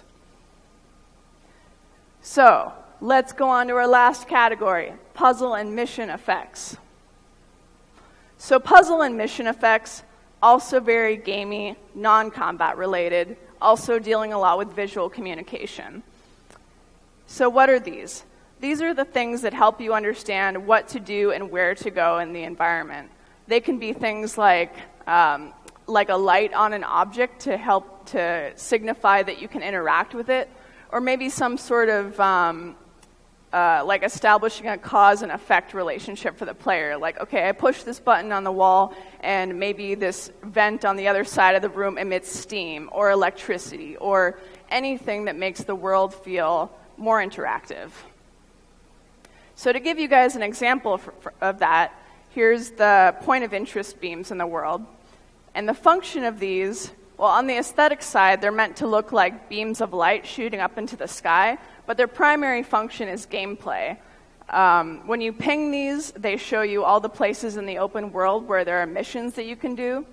And if they're working as successfully, you hardly need to go into the pause screen because it's part of the diegetic environment.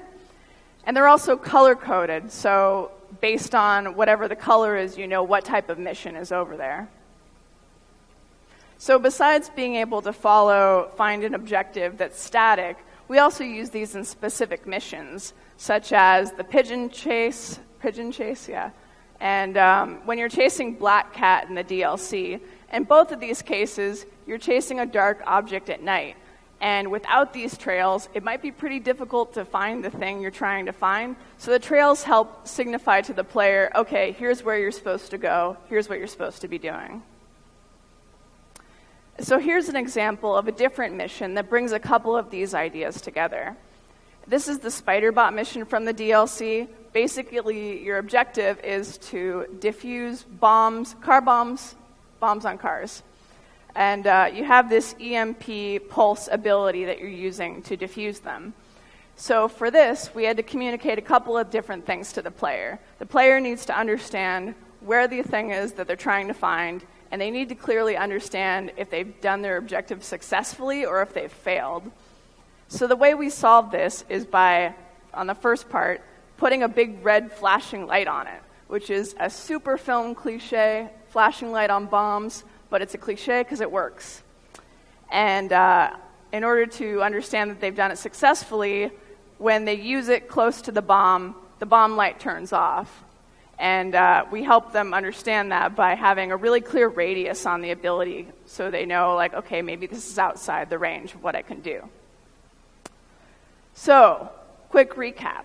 Both of the types we just looked at, combat and puzzle missions, communicate gameplay to the player. They make the world feel more interactive, but they also help the player have a good time by not getting confused or frustrated when they're playing the game. And to summarize, overall, gameplay effects communicate information like the player's objective and give feedback for their actions. And both of these make the game fun. So as you've seen, there's a really broad range of types of things that we do as visual effects artists. In a general sense, narrative effects tell the story, and gameplay effects communicate gameplay. So, why are game effects awesome?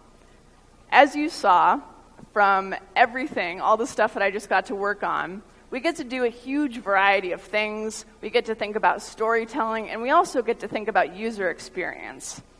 A lot of the time, the work we do is more about communicating an idea than perfectly hitting a reference. So within that, there's a lot of room for creativity. And the combination of all of these things adds up to having a huge impact for the player on whether the game is fun and meaningful to play. And like, who would have known? You know, I learned all this stuff on the job. I didn't know about this beforehand. Remember when in the beginning, speaking of learning, I'd love to also share with you some of the things I've learned along the way that are non-technique and non-specific art related. So first things first, here's a couple of things I want to share with you that I learned at Gnomon that have been extremely useful to me in my professional career. Keep an open mind. This applies in a lot of different ways. From a technical standpoint, the industry is always changing. You're always learning new softwares, new techniques, new workflows. From an artistic standpoint, it's good for your own artistic growth. It's really important to be open to learning new things. But also, from a personal standpoint, for me, in terms of subjects, if I had never kept an open mind, I would have never discovered the work I'm doing now. And so it can really open you up to things that you didn't know you might love. The next thing is embrace the suck. I hope you guys have heard this. Mark DeDecker taught this in our class, and it was super good because it's very valuable. What does this mean? This means when you're new at something, you're going to be bad at it, and that's okay. If I expected to be good at any of the things I showed you when I first started, I would have just quit immediately because being bad at it is really frustrating. And honestly, I didn't include this, but I feel like the learning curve for 3D is even higher than 2D. So especially if you're coming into this as a good 2D artist, just know that sucking at it is part of it. And part of learning is confusion and being bad at it no matter where you are in the industry. So the next thing is do have standards, but don't be a perfectionist.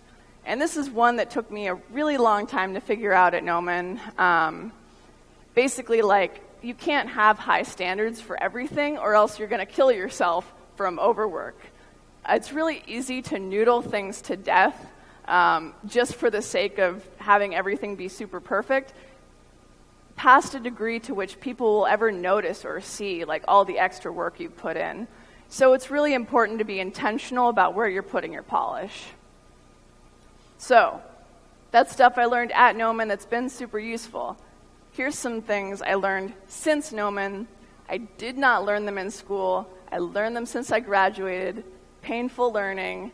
And now I'm sharing them with you so you don't have to do the same, hopefully. Work on your people skills. This does not mean being able to talk to people or make small talk, although those are very useful. I'm talking about collaboration and compromise. So, for example, situations like if you're on a team with two separate people and they want diametrically opposed things and they don't want to talk about it, and you're the one who's having to bring that group together. Or, to give you a different example, say you have an idea you're really excited about, so you go to tell someone about it, and maybe they're distracted or whatever, preoccupied, doesn't matter. They totally blow you off. What do you do about that? So, those aren't the things I learned in school. I think part of why you don't learn those in school is because a lot of the time you're working on your own individual work. You're not really forced to work with other people on a team. So I'd recommend as much as you can to do group projects, which I know suck, but it's like eating your vegetables. It's going to help you out a lot in the long run. The next thing is that self-care is extremely important. So stuff like stress and anxiety can really creep up on you slowly and have a huge negative impact on your health and well-being. So it's really important, even when you don't feel like it, to do stuff like drink water, to sleep, to get away from your computer, to talk to people, to exercise, to meditate, anything that basically reminds you that there's stuff in your life outside of just whatever you're working on. The next thing is don't work for free. And about this, I'm not talking about doing internships when you're in school. I mean, once you graduate, don't work for free. It's never worth it. If you're doing this, you're screwing yourself over. You're screwing over everybody trying to do the same thing that you are. Don't do it. If I find out you're doing it, I'm going to come for you. So just don't. Don't even think about it. Easy. There. Don't worry about it. Don't do it. And the last one is finding a job can take time. Some roles are really a lot harder to find than others based on how popular they are or how visible they are.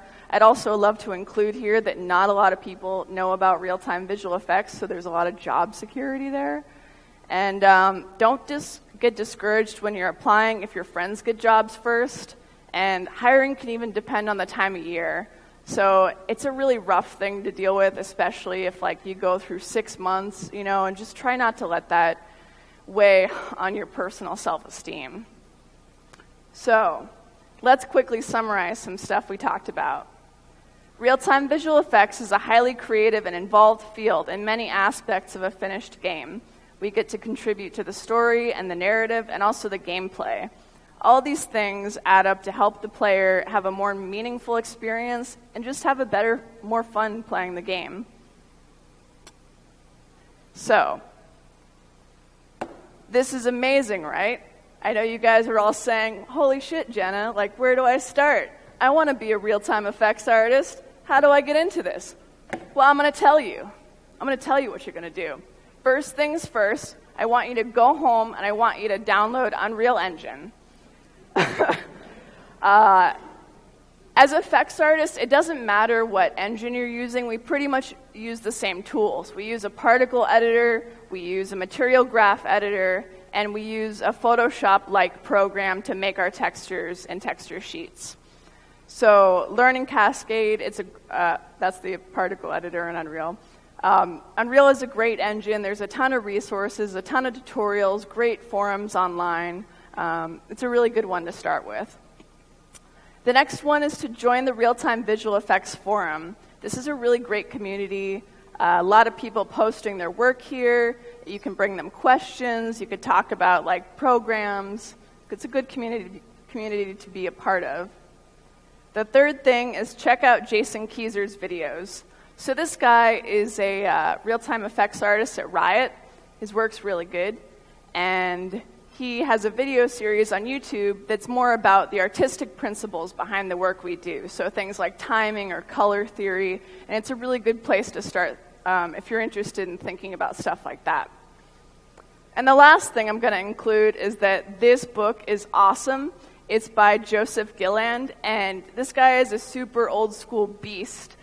He was a 2D effects animator at Disney. He was a supervisor there, and like he's just hand drawing like ocean waves turning into like flame and smoke and steam, and all these like amazing artistic fundamentals that apply to the work we do now. So that's all for that, and I want to thank you guys so much for your time, and I hope you now have a better understanding of the wonderful world of real-time visual effects.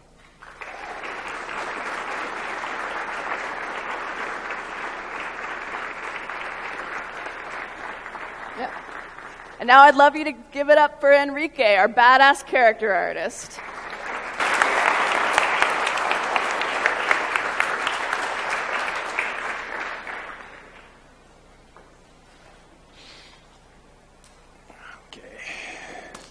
Working? All right. Close this.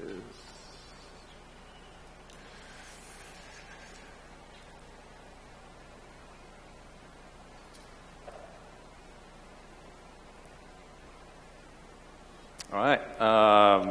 Thanks, Jenna. And again, thanks everybody for coming. We really appreciate it. So my name is Enrique Naspolini. I'm a senior character artist at Insomniac Games. And just to talk a little bit about me, I'm from Brazil. I've been in the United States for about 10 years now. Are you guys hearing me fine? Yeah? Okay. So I've been in the United States for, I don't know what. Yeah. All right.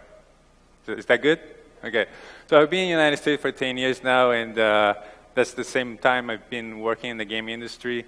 The past 6 years, I've been working for Insomniac, where I had the pleasure to work on Sunset Overdrive, Ratchet and Clank, and recently Spider-Man.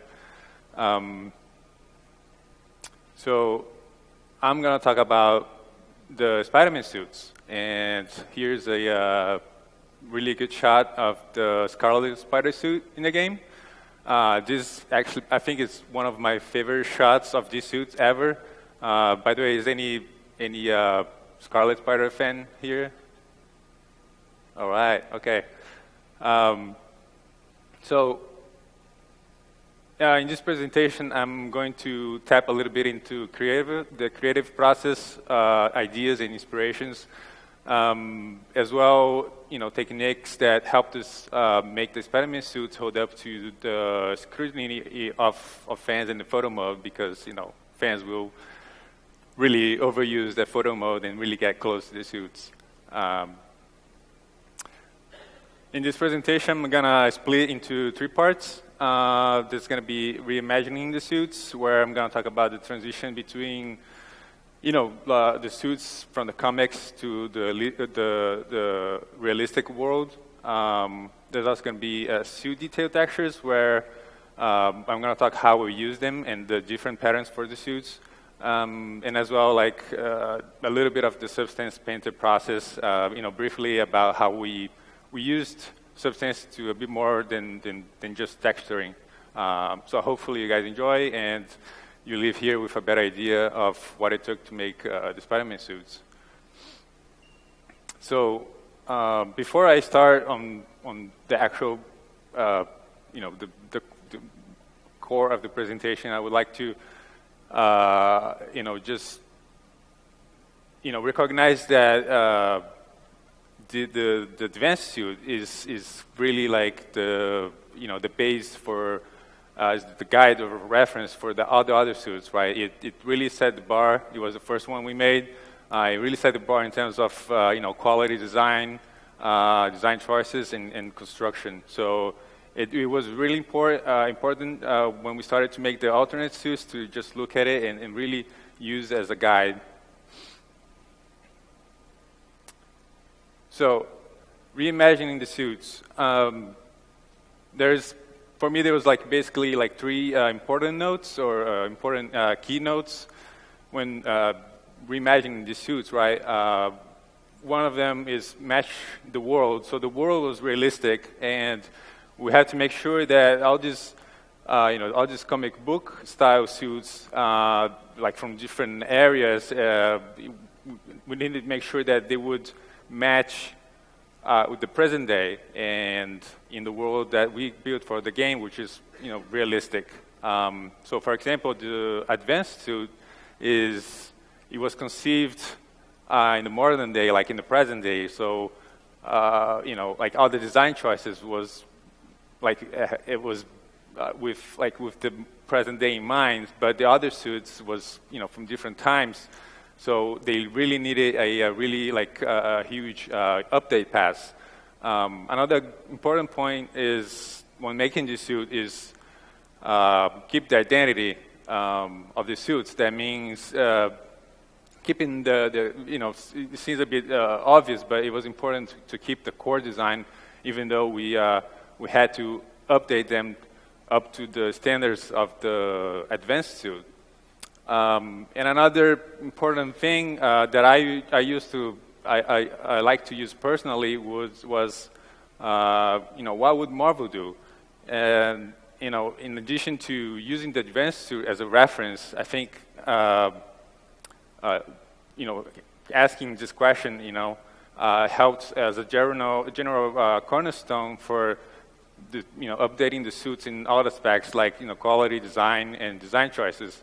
I also thought that trying to think like Marvel would, help me getting ahead of what was expected of the suit, and it was generally like a good rule of success for the suits, because I think keeping that in mind helped.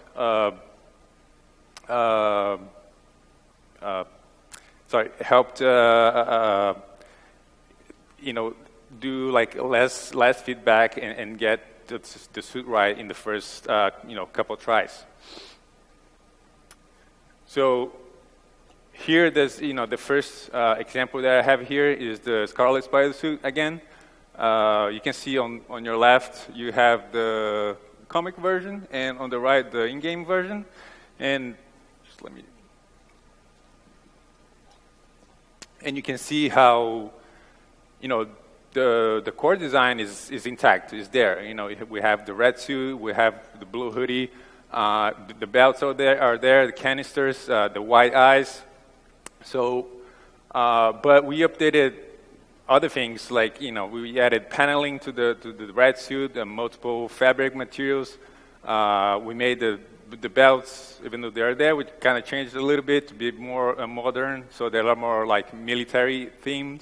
And the shoes are like parkour themed. So in a way, you can see the core design is there, but that we updated that didn't mean we couldn't change things. As long as the suit was red and the hoodie was blue, we could play with other things like adding the paneling and the multi-material on the suit. You're going to see here on the next slide a bit of a close-up on some parts of the suit. You can see the multi-material on the suit, the update on the belt, and also the construction of the shoes. And really, this is all very inspired by by the advanced suit, which also comes with this type of features. The next example here is the dark suit. For those who don't know, this suit is the storyline is this suit appears in a storyline where Spider-Man teams up with Deadpool. And again, the core design is pitch black. It's a pitch black suit with red details, the red spider logo. So for me, when I saw this design, for me, the suit was basically like a black canvas, and I thought I could have a lot of creative ideas to work with. As long as the suit, I kept it, pretty much black. I could work with it in different ways. So again, we updated with, you can see here in the close-up, with paneling, a lot of trim, and again, like different fabric materials. Next one is the Iron Spider suit. And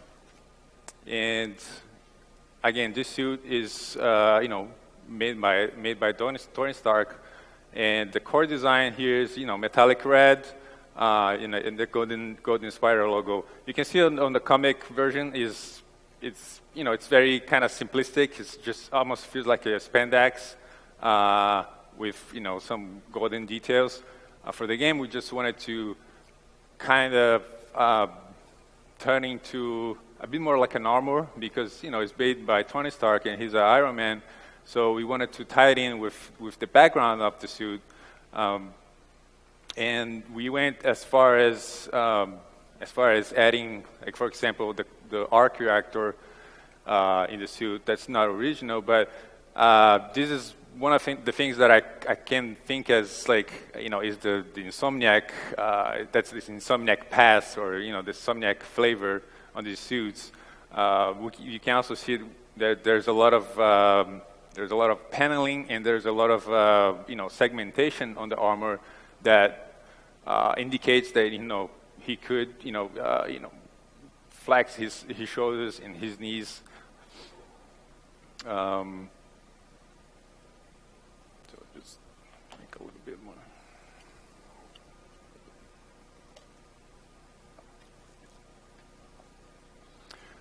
So going forward here, I'm going to talk a little bit more, about the suit detail textures.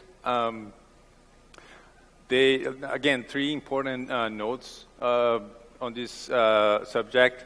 They added a lot of realism to the suits, and they made the suits feel grounded. We couldn't just make the suit, just be plain colors. You wouldn't feel right. So it was important to add all these high frequency details to them. And again, and that helped give that high quality, high resolution quality to the materials and to the suits. Also helped update the suits visually, along with the updated designs of the suits, and made the suits feel unique. Many of the suits have unique details which make them stand apart from from each other. And actually, and for us, I think it was a great opportunity to be creative, because we have like 30 plus suits, and just trying to come up with different patterns for them was pretty fun. It was a good creative exercise. A lot of this stuff is inspired by the advanced suit. So just a little bit of on the technical note here, you can see how we use them how we use these textures. You can see there's a normal map on the left side and a merged map on the right side. These are tileable materials. They are like really small, and for performance they're really cheap. So this is also known as high frequency detail textures, or tiling textures. So we used both of them at the same time. And of course they match each other. The merged texture on the right side has these funny colors, because it actually is like three textures in one texture. They are like one information on each channel. So you can see we have like for that specific detail, that specific pattern, we have the glossiness information on the red channel, the specular information on the green channel, and a diffuse information on the blue channel. And really this makes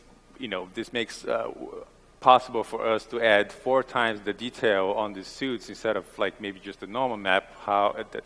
Like we did, for example, in Sunset Overdrive, we were just using like normal map details. But in this case, we went with this solution, which really helped to break up the material response and improve the fidelity of the materials.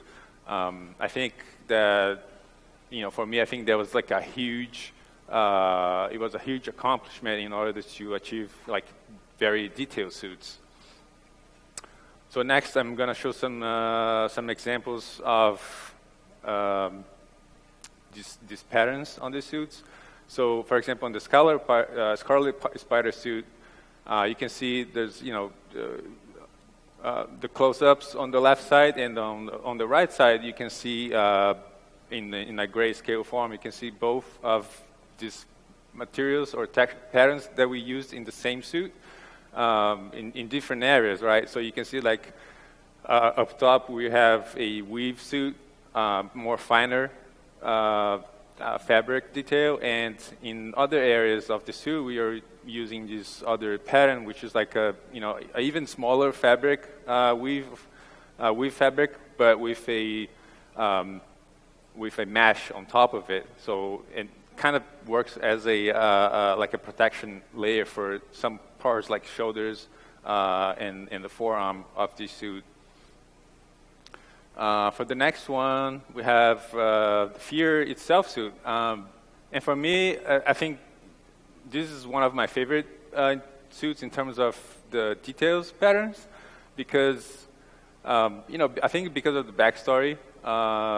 Again, if you guys don't know this suit, the backstory here is that this suit was crafted by Tony Stark and the dwarves of Nidavellir. It's like Asgardian people. So it's basically a Asgardian suit, and because of that, we could thinking about the backstory, we wanted to embrace that backstory whenever possible to make the suits feel unique and different.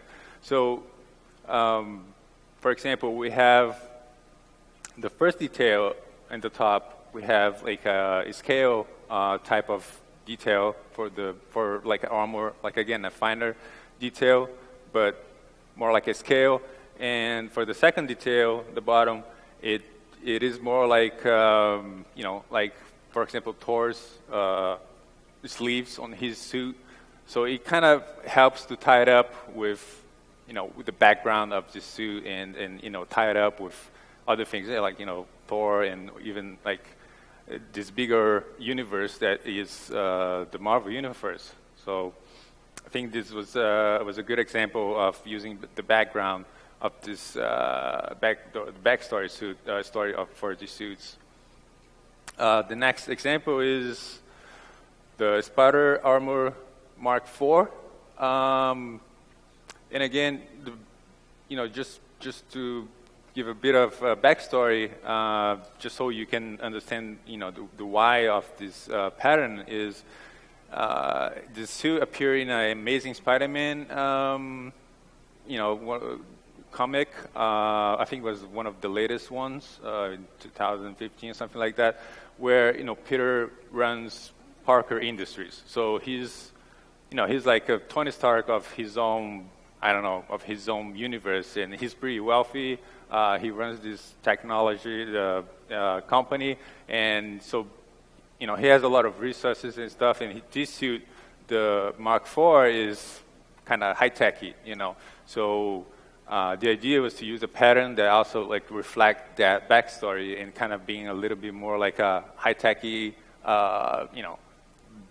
flexible metal, perhaps, fabric or metal fabric, and for this suit, for this case, we just used one pattern for the blue, and for example, like for the red, we just left it plain, because like if you look at the comic, his suit is very shiny, so it was more of a artistic choice to keep it a bit more closer to the comic in that way.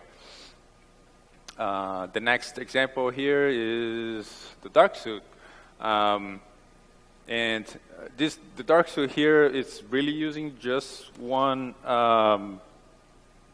pattern, one detail. But in this case, we are using it in two different ways. You can see there in the close-up, we are using that weave pattern in a finer way, kind of mixed up with another mesh underneath. And then on the other side of the trim, you can see how the same pattern, the same fabric is being used more in like a rougher way. It's more like it's bigger tiling, and it feels like more like a protective areas again.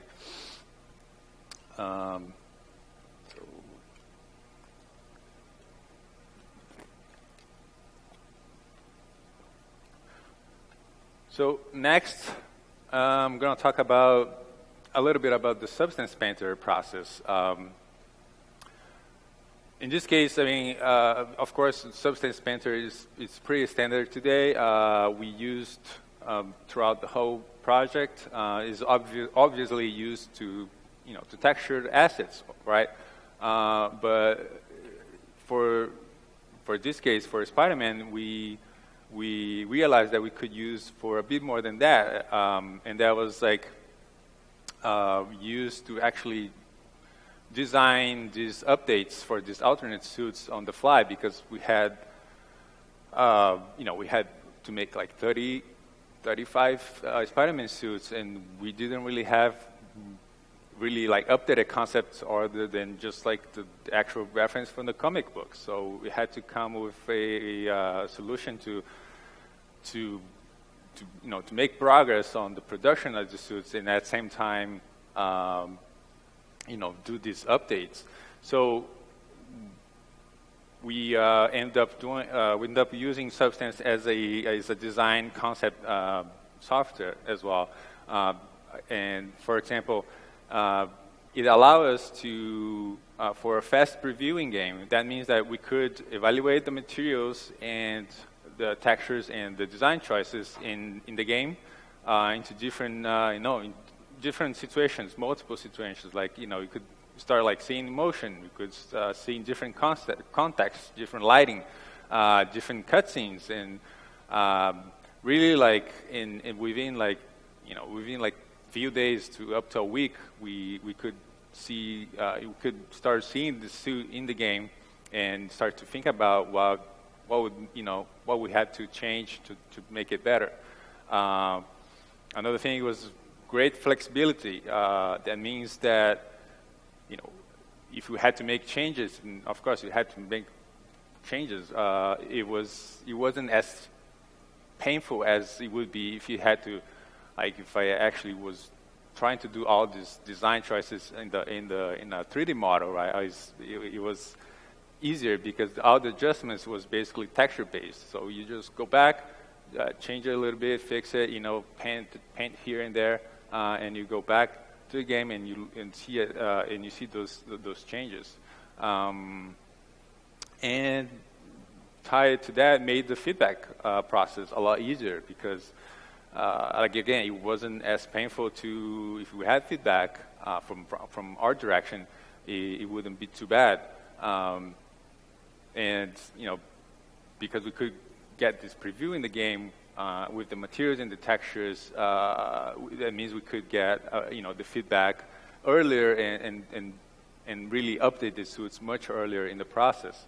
And this it's kind of worked very well for Spider-Man. It was like maybe a one-off process, perhaps, because like if you think about it, like Spider-Man's suit is really skin tight. Like I don't know, like 75% of the Spider-Man suits are skin tight, so you don't really need a lot of geometry or silhouette breakup to really conceive a Spider-Man suit. So just previewing with textures. It was enough for the big part of the production of the suits. So here you can see an example of the model that we used. This is the base model for the Spider-Man suits, and this that's the same base for the advanced suit, and then we use for all the other suits. And really like it was really just about like, oh, we get this suit that we have to make. We just take this model. This model already had, this base standard UV. Just take it, put it in Substance Painter, and you just start working on it. So I just wanted to say too that this model here was provided by another fellow senior artist, Leroy Chen. It's a pretty good model, and I really believe that that all of our suits, they really look good because because the base is good. And next here, so I have a little bit of the steps. So we would take this base model, put in Substance Painter, and within like a few days, again, like or up to a week, we could pop into the game. It was just a matter of really exporting the textures and taking that model, like the skinning, was just one click away to be transferred between the master model to this new to the same model. And then you start playing the game and see, in motion, and you see it swinging, and you see it like in a fight, in the shadow, and you just go back to Substance Painter to do the changes, and then you export it into the game, and you start doing this interaction until you're happy with it. And then after that, you basically just go through your traditional process where you would do your high poly model, and then you do your low, and then you do your V's, and then when you go back, by the time you go back to Substance Painter to finish your textures, you basically already have all your materials and your textures already figured out. So I think it was a really good process to get all the suits done in time. So next here I have an example of this process, right? So on the left side you have the Iron Spider suit here. You have just that base model, except the golden parts. The golden parts are here already like a separate geometry. But except the golden parts, on the left side, the red suit, it's basically just a base model with with textures, with substance, materials, and even like normal map information. And that was like super. That was good enough to to decide if we wanted to go that route or no, if you want to make changes. And on the right side, you can see that's actually the final model. And I don't know if you can actually see or not, but that's the final model. There's more like actual geometry support for all those details. Everything it's finalized. So the difference there is very minimal. So you can really like get a really good preview before you actually do the final model. And that's it. With this shot here, I finished my presentation. Thank you.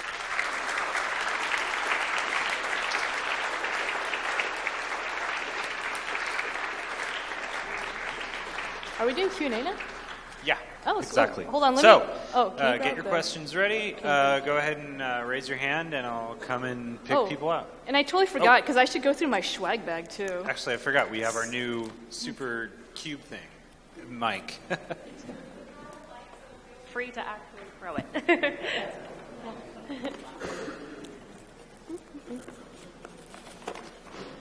Oh, I was going to say, we have a bunch of really cool things. So we have like an Insomniac mug. I know, right? I know, don't get all excited at once. We have a Spider-Man, the fig pin. You guys have seen it? I know. We have an Insomniac keychain. And then last but not least, this looks like slightly like a weapon, but we have, and this is actually the most useful thing of all, especially if you're in school. It's an Insomniac Games bottle opener. Now, I'm not endorsing anything with this prize here, but I'm just saying, anytime you pop open something, think about us. So, anyways, that's the variety. We have a little bit of each, so when you ask us a question, you can pick one of these items here. All right. I know. I know. We like bribing people. Cool. Were there questions? Oh, I see one. Oh. Well. It's a microphone? What? Okay, I'm really confused. Okay. I was having a question about the materials you used on the suits. What kind of inspiration did you use to create all the different pattern materials? Is it like car mesh materials or different kind of, for just like the patterns and stuff? Card mesh? I was sorry. What kind of inspiration did you use for like the mesh materials that you made for the Spider-Man suits? For the materials on the suits? Yes. So I think one big inspiration or reference was, I think the Stark suit, or the MCU suit. Just getting that weave that they have was a big inspiration. And just like I said in the presentation too, we really try to come up with different ways to create different patterns, and we were using backstory of the suits to make them. A lot of them use that weave texture seemed to work really well. So yeah, it was a big inspiration was the MCU suit. Oh, and what? Come up and get your prize, and we'll pass the mic too. Which one would you like? Ooh, mug. All right, a fine choice. Oh, Anton. I know. One more mug. You?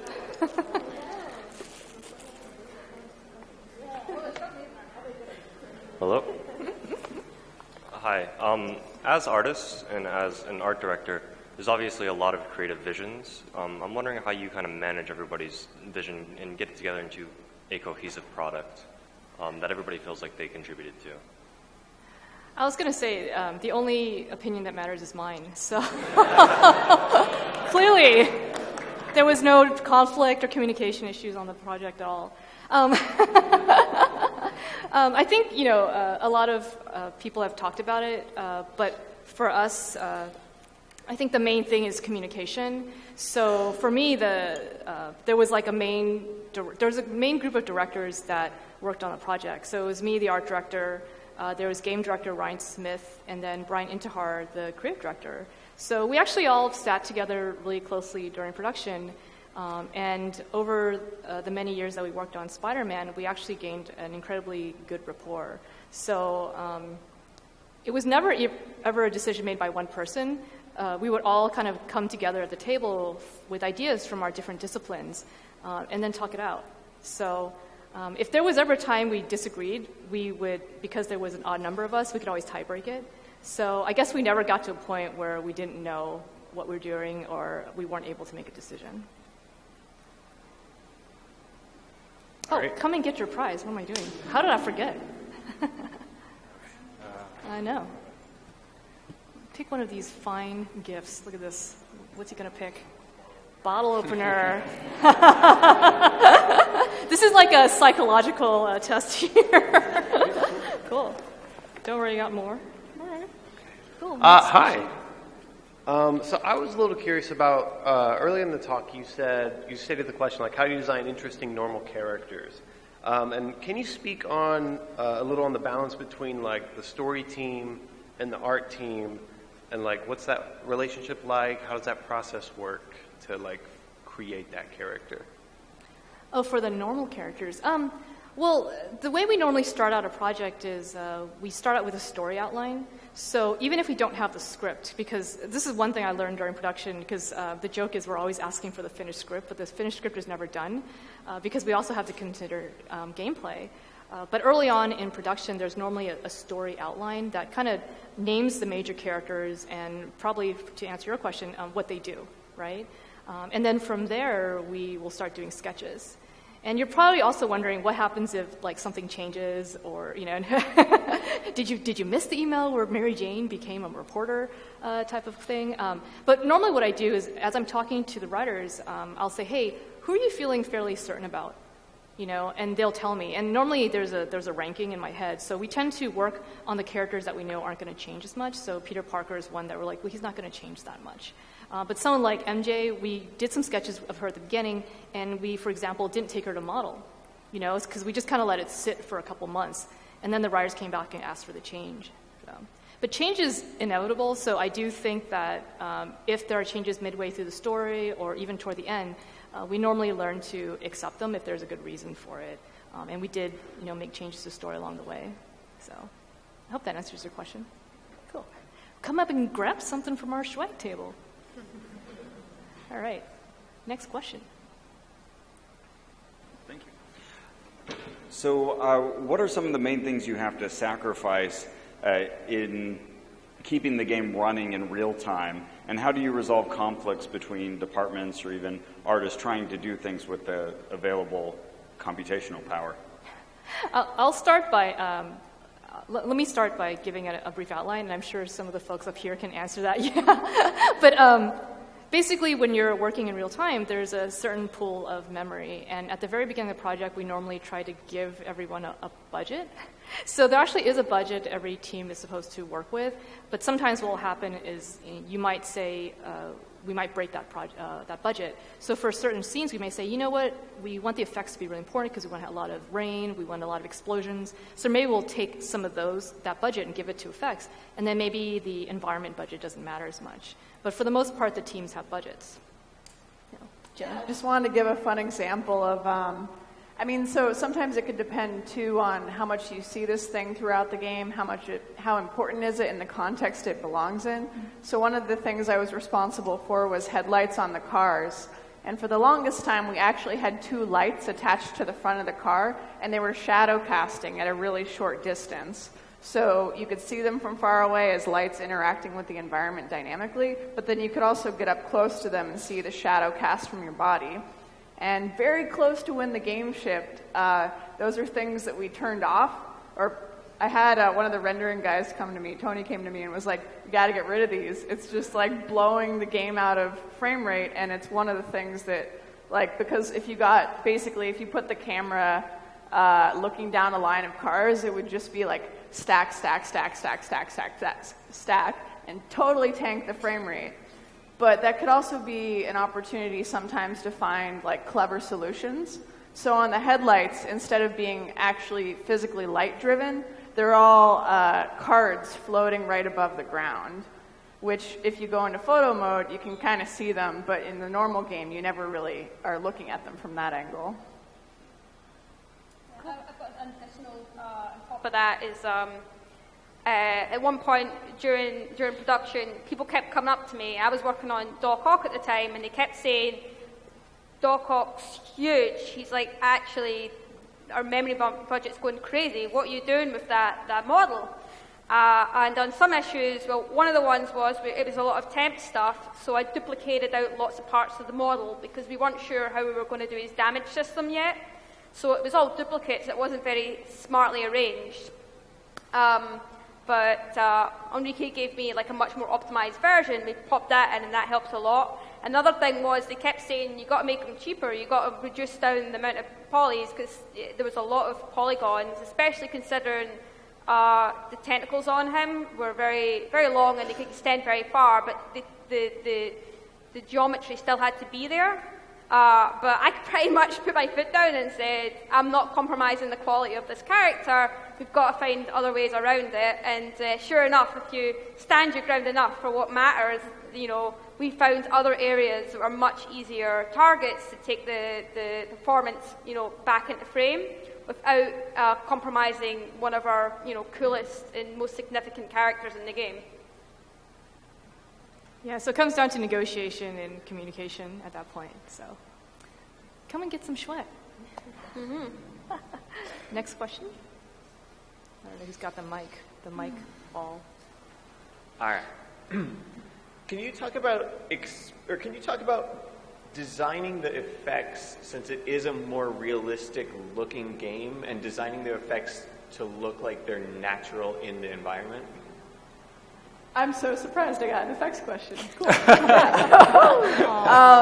So I can speak on sort of what a lot of the visual R&D for the effects happened before I got there. I was only on the project for the last year or so of production.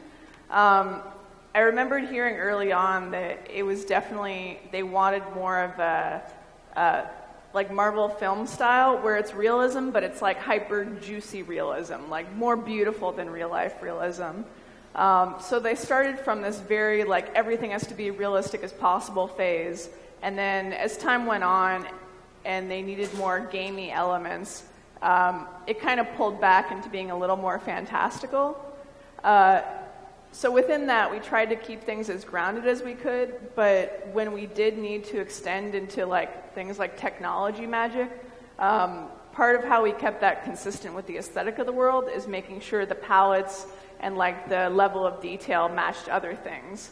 Like the suit powers couldn't have like a rainbow palette because then it would look like it was from like a fantasy game. So it had to be this like blue techie sort of texture.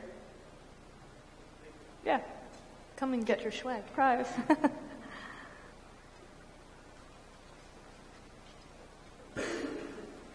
Hi guys. Oh wait, he gets this thing. So I have a question for the riggers and the animators here. As a character artist, what do you guys look for in your character modeling team that makes your jobs easier when it comes to rigging and polyflow or animating and like you mentioned with the scorpion, like clearing, or the vulture, the clearing of the shoulder pads? What are some things that you look for in your models that might make your job easier? So you're asking, like, I mean, when it comes to the models, you know, we expect that, like, when you're translating a concept from 2D into 3D, that you really look at how it works rather than just directly translate it. So you'll ask yourself, like, what material is this made of? Is it flexible? How flexible is it? Because especially with the high amount of detail that we have in games these days, you're going to have to define that in some sort of material way as well. And Insomniac's fairly unique in that our character team does the whole process. They do the high poly sculpt, they do the low poly topology, they do the UVs, and also the material definitions and textures. So they have to think about the whole thing from beginning to end. And when it comes to getting it to us, I mean, I'm looking for clean edge flow. I'm looking for topology where it matters in complex areas. I'm looking for you know, simple things like connect your armpits up so there's not a big giant hole in there, or please give me enough loops on the butt so that when the character like bends over, I'm not getting like facets and things like that. I mean, but those are fairly those are things that can be taught kind of on the job more. Like, it's good knowledge, you know, coming in with that. But what's really more important for me is just you're thinking about this character and how they would move and how you can recreate that and also make my life easier as well. Like, sometimes, you know, you get things that are welded, like knee pads that are welded to the legs, and that makes my life really difficult because sometimes I can't rip that away and make that a separate amount of movement, you know what I mean? Like, at some point they're sharing an edge and it stretches the texture, and then I'll ask you to separate that out. So, but yeah, just thinking about it as if it were real and tackling those kind of problems. And a lot of communication as well with your rigging team. Your rigger will often tell you kind of what they want or are looking out of the character and what kind of areas they're concerned about. Even when you're designing it, we'll come along and we'll like, yeah, I don't think those wrists are going to bend or something like that. So I'm sure Enrique can tell you about all the times I've said, got to change that. Yeah. Stephanie, do you have anything to add? Pretty much, I mean, when I get a rig initially, I will move it in every which way to see if I can break that rig. Like, that's an initial, like, first step that I go through. And then I'll try to, you know, if depending on the project, if it's, needs to be stretchy, squashy, if it needs to be more realistic, I'll kind of create some test animations to see what I'm missing or what, I can work with rigging, and then rigging will work with character art, and it's like a back and forth process of trying to figure out what we need in order for the character to work the way that we want to. So, yeah. Cool. Come get your swag. This is hard to open. Oh, I don't know. We have time for one more question. Oh, already. That was fast. For the VFX, I was just kind of curious, like what tools you use to create the VFX before you bring them into the engine, or are you actually like creating effects in the game engine? So most of the time, it's okay. So it's kind of like anything I create outside of the engine. It's like a raw ingredient. So I use models, I use Maya to make meshes sometimes if I want to do like a mesh-based particle. If I was starting out on a new project, I might be in Photoshop a lot more. Coming into an existing project where a lot of R&D has already been done by the team, there's usually a texture library that I can just grab and pull from. But besides models and textures, almost all of it is an engine. Cool. Come get something from the Shrek table. Is that the last question?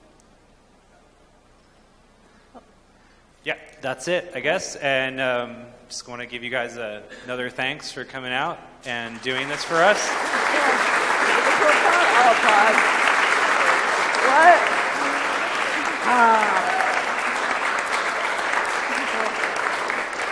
Thanks so much. Thanks so much also for all of you in the audience. If you're interested in following what we do here, check us out on social media. Thanks again, everybody.